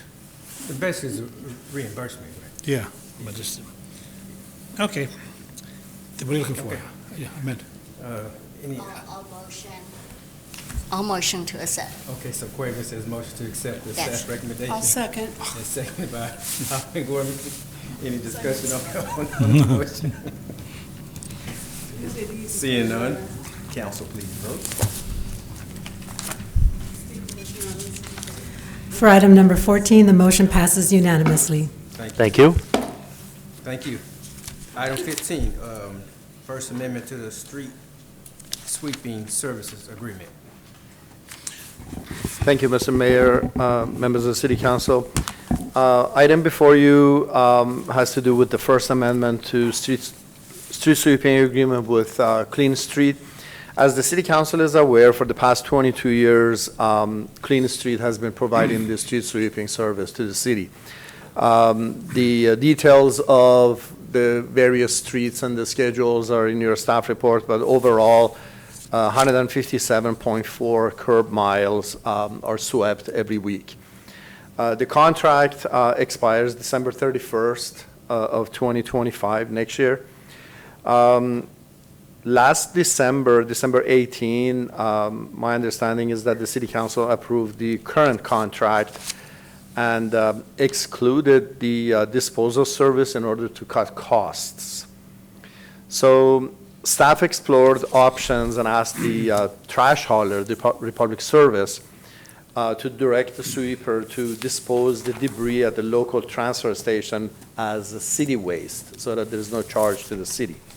Well, while the account was being set up and the agreement was being approved, my understanding is that the Republic Service advised the city that, or the staff that they had to pick up the debris from the city yard in order to qualify for no charge to the city. Or the other option is for the Clean Street would have to set up their regular account, and that would be at a regular rate, which really defeats the purpose. So bottom line is that it necessitated amending Clean Street contract for annual cost of $39,400. For the 2 years, would double that, we would be $78,800. And all of this, as the City Council knows, is to comply with the AB 939. The other name change housekeeping in this amendment in your staff report is their official name change from Clean Street to SCA of California, LLC. The fiscal impact, as I briefly mentioned, it would be $39,400 per year. For 2 years, it's going to be $78,800. That revises the contract to $734,911 from January 1, 24 to December 31st of next year. And then the portion, the $19,698, can be easily absorbed in the current budget, the 23-24. And so the recommendation is for the City Council tonight to consider approval of the First Amendment as presented for $39,000 from period of January 1, 2024 to December 31st of 2025, and then approve the name change also as presented. I'll be happy to answer any questions. Okay, any, Yes, a quick question. So when it rains, are they crediting the city for not sweeping? Because they don't, if it rains, they don't sweep the city. So do we get credit for that? That's a good question. Mayor, Council, I can answer that. We get charged curb miles, so when they drive through the city, it's based on mileage, actual served. So we only get charged when they do the actual miles for their agreement. There you go. Okay, so if it rains, they're not. So rain is clear. Yeah. Credit. Okay. There's no miles, right, yeah. And then I have one question for Sean. What's the reason why we probably wouldn't put a trash bin in there to empty those trash, the street sweeper?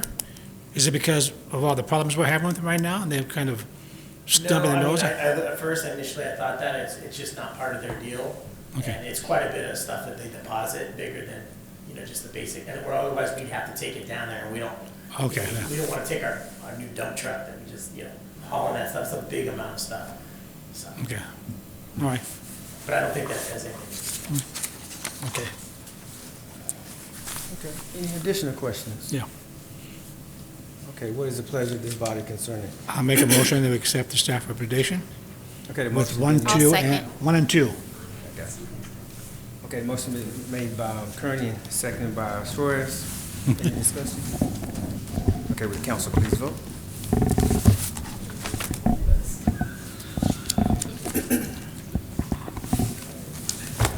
What you laughing at? These two are having their little party over here. We're having our own little.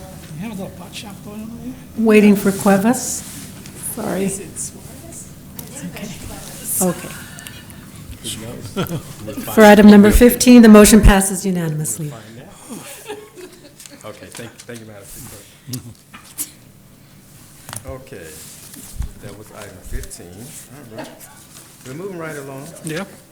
Item 16, award of a construction contract for what is this for? Why you didn't Park leave? Civic Center. Wow, yeah. You come back and now you want to mind Back me? again? Yes, yes, ma'am. I'm glued to the podium. Yes, sir. Well, Go ahead. Oh, okay. All right, so award of construction contract for parks, civic center, and sheriff station parking lots. This would be great news for the city council. The purpose of the CIP project is to address 5 parking lots. As I will present, these parking lots are old, long have been in use, and with either deferred or no maintenance at all. Potholes, cracks, et cetera, will pose not only aesthetic issues, but also safety. So the methods of rehabilitation, depending on the condition of the parking lots, is kind of pretty much how we treat the streets.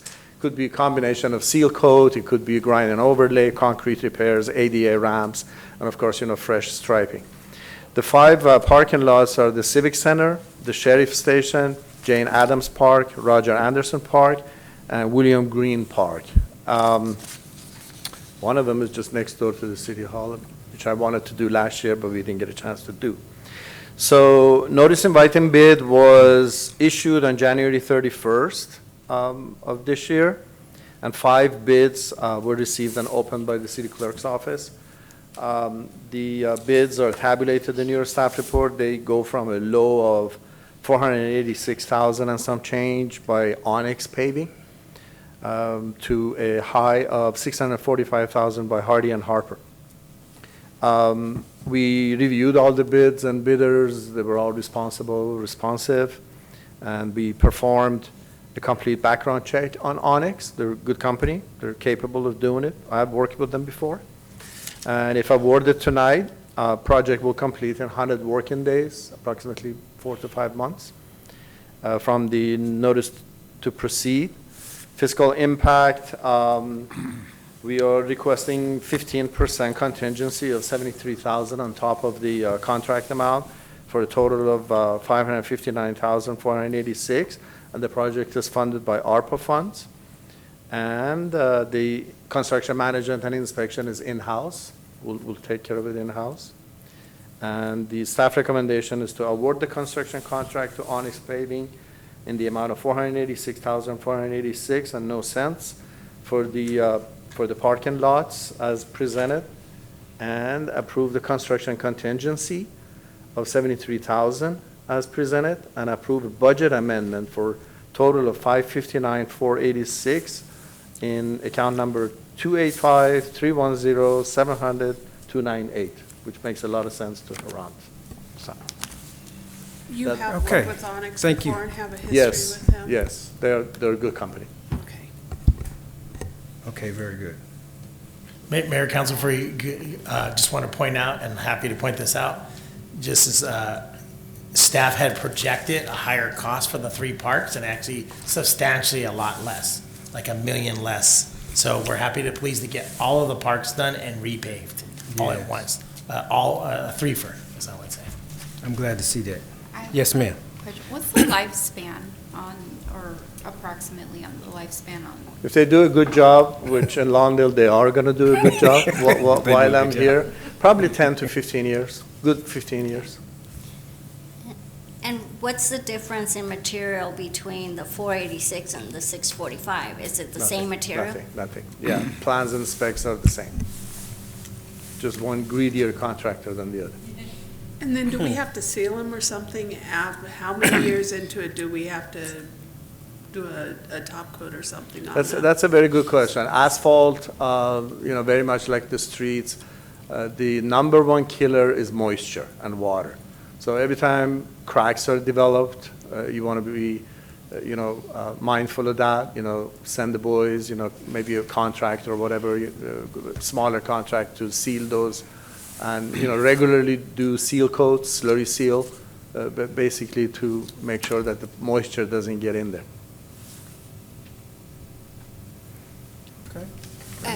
One last question. Yes, ma'am. Do you know if at Jane Addams they're gonna remove the tree because the roots of the tree is what's making the concrete go up?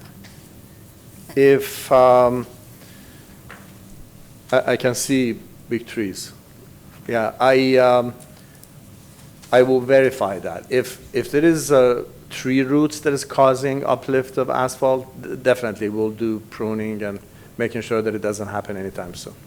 But that will come back to us, and there's going to be additional costs, right? If we have to cut the roots or whatever, that will be additional cost? No, not for the contractor. If it is, I have to examine that, closely in the field of what the condition is. But if it's just normal tree roots that are lifting any part of asphalt, that's incidental work, part of the bid items. Any other questions? Well, let's say that that's the case, we have to cut the roots, we don't cut the tree down. Say we have next year the storms like we had this year, and one of those trees falls down, and one of those illegal parked cars there at night at Jane Addams. Is the city reliable for that? That's a question for the city attorney. I would really defer to CJPIA on those liability questions. If we do normal pruning of roots, it would be similar to normal pruning of the trees itself, and liability should be very hard to pass on to the city. If we did an extreme cut of the roots that was outside what an arborist would normally recommend, that's where liability would attach. But a normal pruning of roots for something like this should not give rise to liability beyond what we would expect. So without consulting JPIA, I don't know for sure, but that's my best answer. And then a question for Sean. Will the sale of the dump truck offset the cost for this? Probably not, because that dump truck cannot be used. I'd love to have kept it, but I guess you have to change out the whole engine and all the compressed gas parts. After we sell it, salvage it, will it offset the cost of this? It won't offset the cost, but it'll go back in the general fund. Okay. That's all I have. Okay, that's all you have. Okay, so what is the pleasure of this body concerning this item? Item I'll make 16. the motion. Item 16. So the motion's been made by Suarez, I'll second that. second by Cuevas, that we approve the staff recommendation. For 1, 2, and 3. Yes. Any discussion on the motion? Okay, will the council please vote?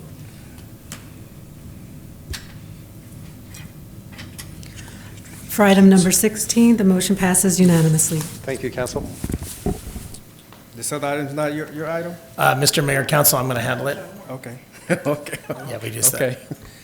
thank you, Mayor, Council. So this is, the city did a request for qualification. As the council knows, in many years, at least the 8 that I've been here, almost 8, I don't recall Public Works having on-call services.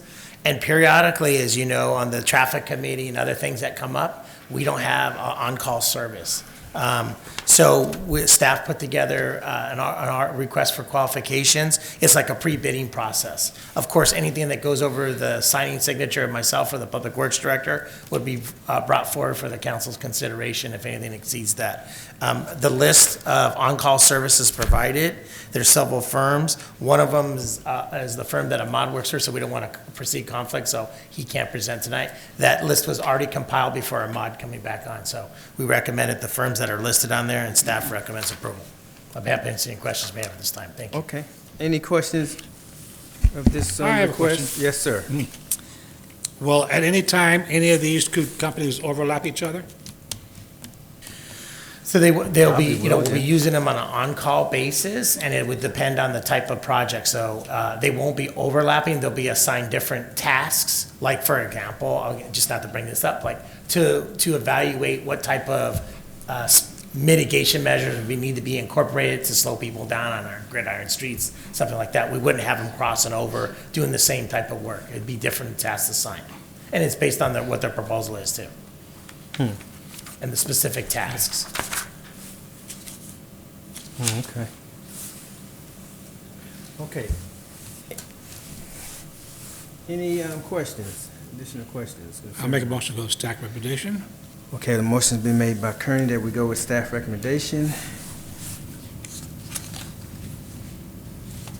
I'll second it. And second by Hoffman Gorman. Any discussion on the motion? Okay, seeing none, with the council please vote?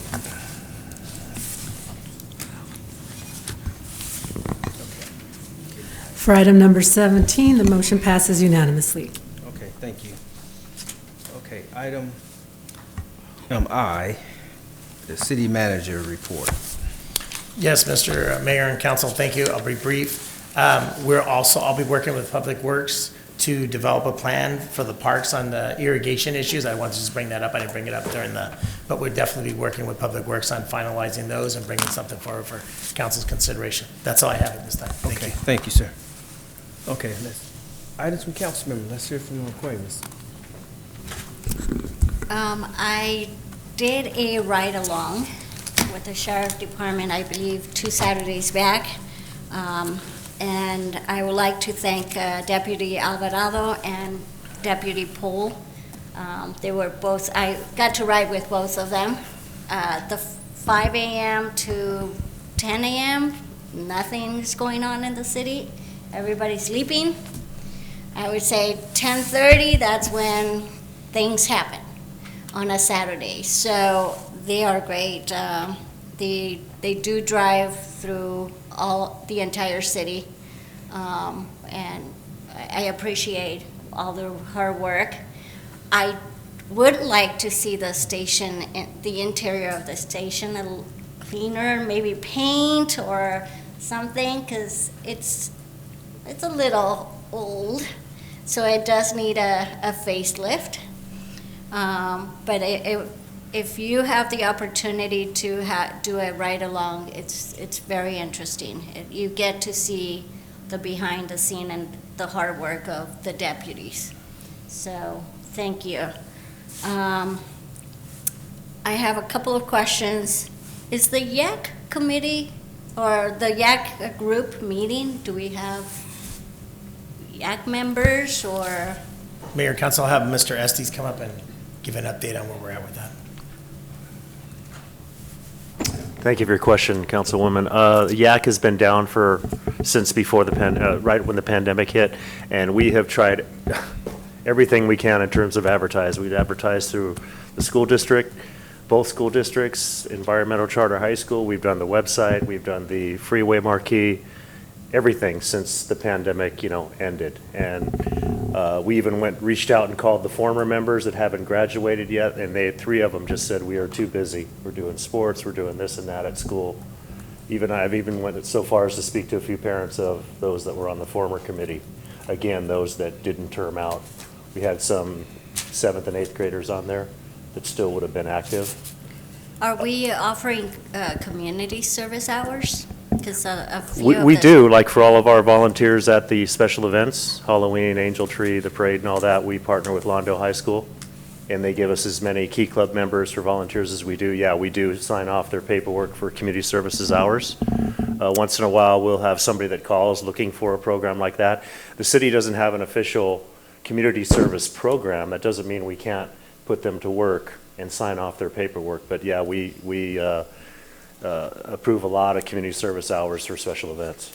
Because I would like to see them back so that they could give us feedback on the new building, because it's Yeah. going to be their building. Yeah. So maybe we entice them by saying you get to work on some of the decisions that go into that.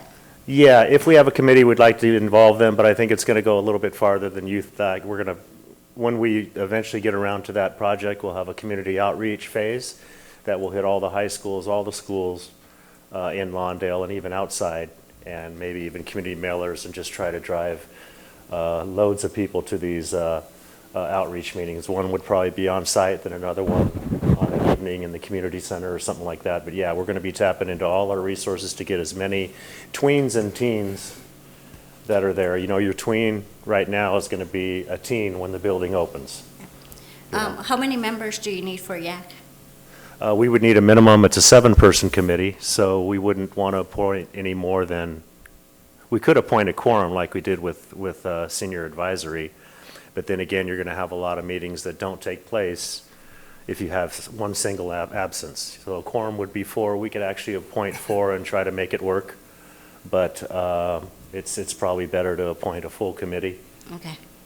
So we don't have canceled meetings. I mean, if you want us to kick up the efforts to recruit again, we can certainly do that and send out all our resources to the same places, but it's been futile so far. If we could, that would be great. I'll do some reaching out to and see what I could, I mean, it would be nice to bring them back. Yeah, and if you have anybody that's interested and you want to just put them in touch with me, I'm pretty good at, you know, bringing them across the finish line. Okay. But we've had virtually nobody that's interested. Okay. Thank you, Mike. Thank you. Also, have we done a survey on how many sidewalks need to be redone for ADA compliance?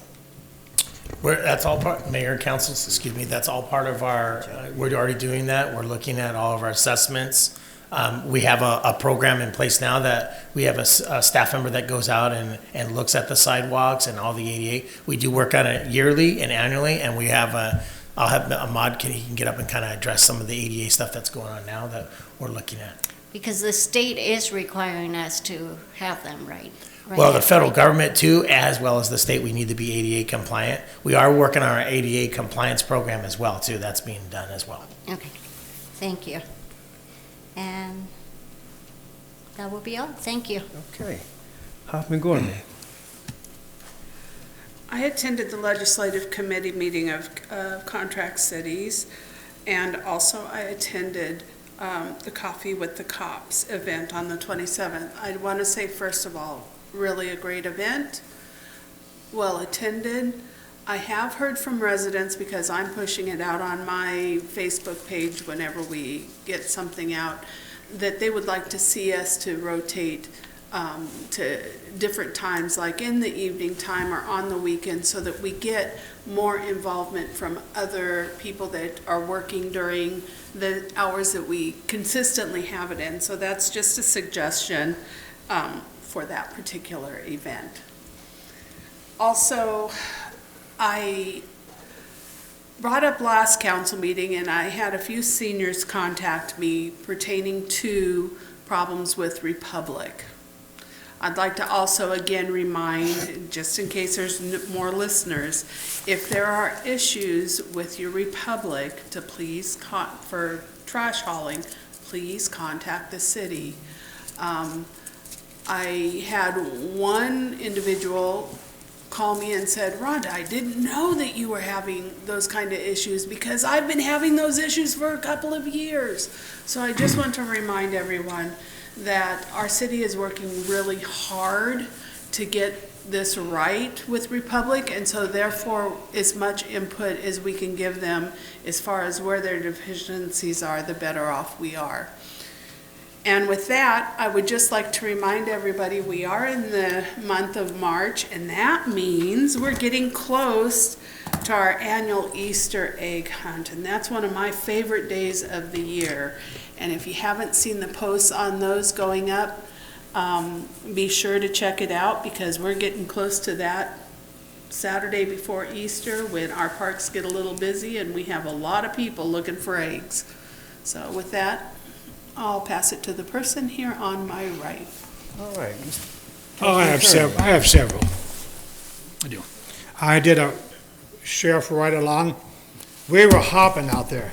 We hooked up a Warren Nobel lady. We hooked up one of our favorite homeless people on 152nd in the alley. And we also sighted a young man that has a house in Redondo, but he loved to hang out with homeless people on 152nd in the alley. I have a question for maybe for Sean or whatever. You know, the sheriff's deputies spend more time down at the Southwest Station doing reports and hooking up, selling people there. Is there some way maybe in the future we can put some holding cells? They have a patio in the back of their complex. Put a couple holding cells there so they can bring them down there, leave them there for a while, give them bread and water, whatever, and until their shifts is over, then take them down to Southwest Station. Because they do waste a lot of time.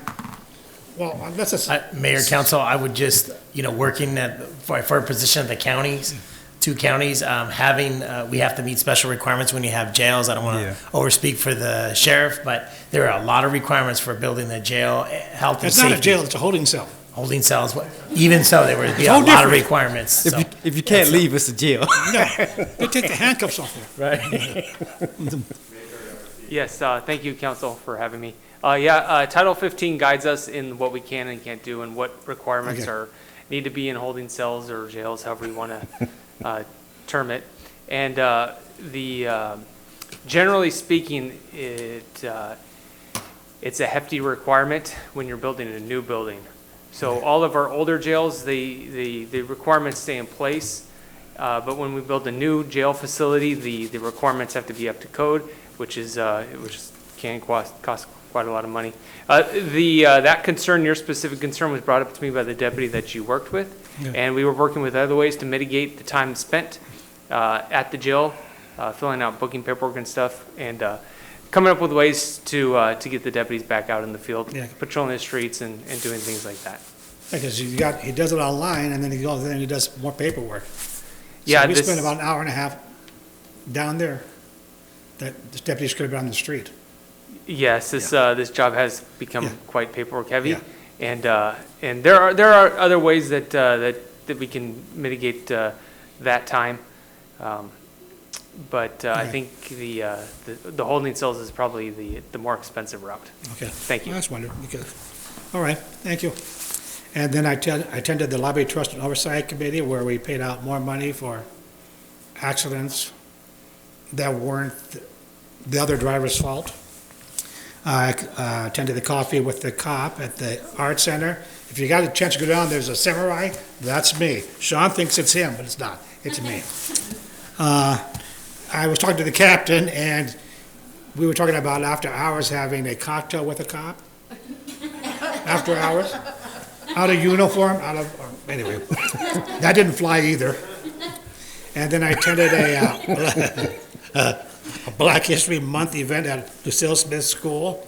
It was well attended. Robert, you missed some good food. Then you really would need that holding cell. They had some good food that you missed, dude. Okay. And then I attended the 8th annual meet and greet at Cal State Dominguez Hills. And at my table, I had Natal Patel and her grandfather, Steve Bradford. And we had a great time there. I was ragging on. Oh, yeah. Okay. I was ragging on his hair, which he doesn't have. But anyway, that's all I did. Thank you. Okay, very nice. Thank you for that report. Madam Pro Tem Suarez. The only thing I had was I was invited as an alumni of Bluesinger High School to attend a panel for the California Dual Enrollment Equity Conference. So it was fun. I got to sit with some really bright students, one of which I think is on track to go to Harvard. So it was fun, but that's all I had. Thank you. I attended, as part of the Black History Month celebration at Billy Mitchell. I was a guest speaker there. They had a lot of great exhibits and some great performances and speeches by the students there at Billy Mitchell. And I also attended a program at, it was like Career Day, as part of African American History Month, again at William Anderson School. One note, so one of the grades were kindergartens. Now, if you haven't did Career Day for kindergartners, you're really missing a treat. I mean, I thought the the fourth graders or what have you, or third graders was a hoot, but once I got to the kindergarten, that's when the fun really starts. So I know just about what every parent and work, because they will tell you their parents, their parents' business. Sometimes too much of their parents' business, right? If it wasn't for the teachers, kind of keeping them, within the boundaries, right? But it was so funny, and it just had a good time at both schools, Billy Anderson, as well as Williams Anderson. I also attended the sanitation district regular board meeting. One thing I learned at the board meeting is because we have had a lot of course, unusual amount of rain lately. One of the things that happened is that we've treated the wastewater, more wastewater than usual at this time. And one of the reasons why is because the storm water and the groundwater has spilled over into the sewer systems. One of the causes of that, and it would be I never knew this, is when you see, say if there's a flash flood or there's a flood or what have you, and the streets are flooded, what have you, some cities think it's a great idea to open the manhole cover to let the water drain. And it sounds like that's a great idea, right? Because then the water drains from the street or what have you. But unfortunately, the storm water goes into the sewer system because those manhole covers are for the sewer system and not for the storm drains, right? And that's why the system was overloaded, because some cities were actually doing that or what have you, and that's kind of overloaded the system. So there was a concerted effort to talk to public works departments to remind their folks that, no, it seemed like a good idea, but don't do that, right? Don't open the manhole cover, at least not without sanitation, coming out to assess it or what have you, but because it sounds like it's a great idea on its own. But when you really understand how the system works, you realize, no, that wasn't really a great idea. Because now the system is overloaded in terms of treatment, and some of it may end up in the ocean and not properly treated or what have you. So that's one thing I learned. So that's sanitation. The next thing I just want to remind everyone also coming up in April is our Youth Day parade. It's coming up. I didn't have the correct date. What's the date on that? Right off? But I don't know the date. I know it's one day that's coming up in April. Mr. Estes, Mayor, will provide the 26th. Okay, so it's 26th of April. 27. Close enough. Just show up on the 26th and then just stay overnight, and you. Stay by a manhole cover. You won't miss it, right? You won't miss it if you show up on the 26th, right? No Friday for it. And so, but it's the 27th of April. And so we always have a good time at the Youth Day Parade. So those who want to be in the parade, you need to make sure that you contact our parade officials. I guess it would be the Community Service Department to make arrangements to be in the parade. And we should have a good time this year. Hopefully the weather will cooperate. It's usually pretty nice weather, usually. And that's all I have. And with that, we will close those items out, and it is time to adjourn. Right? Yep. Okay, the next regularly scheduled meeting of the City Council will be held at 6:30 p.m. on Monday, March 18th, 2024, in these council chambers. It is now 8:34, and we are hereby adjourned.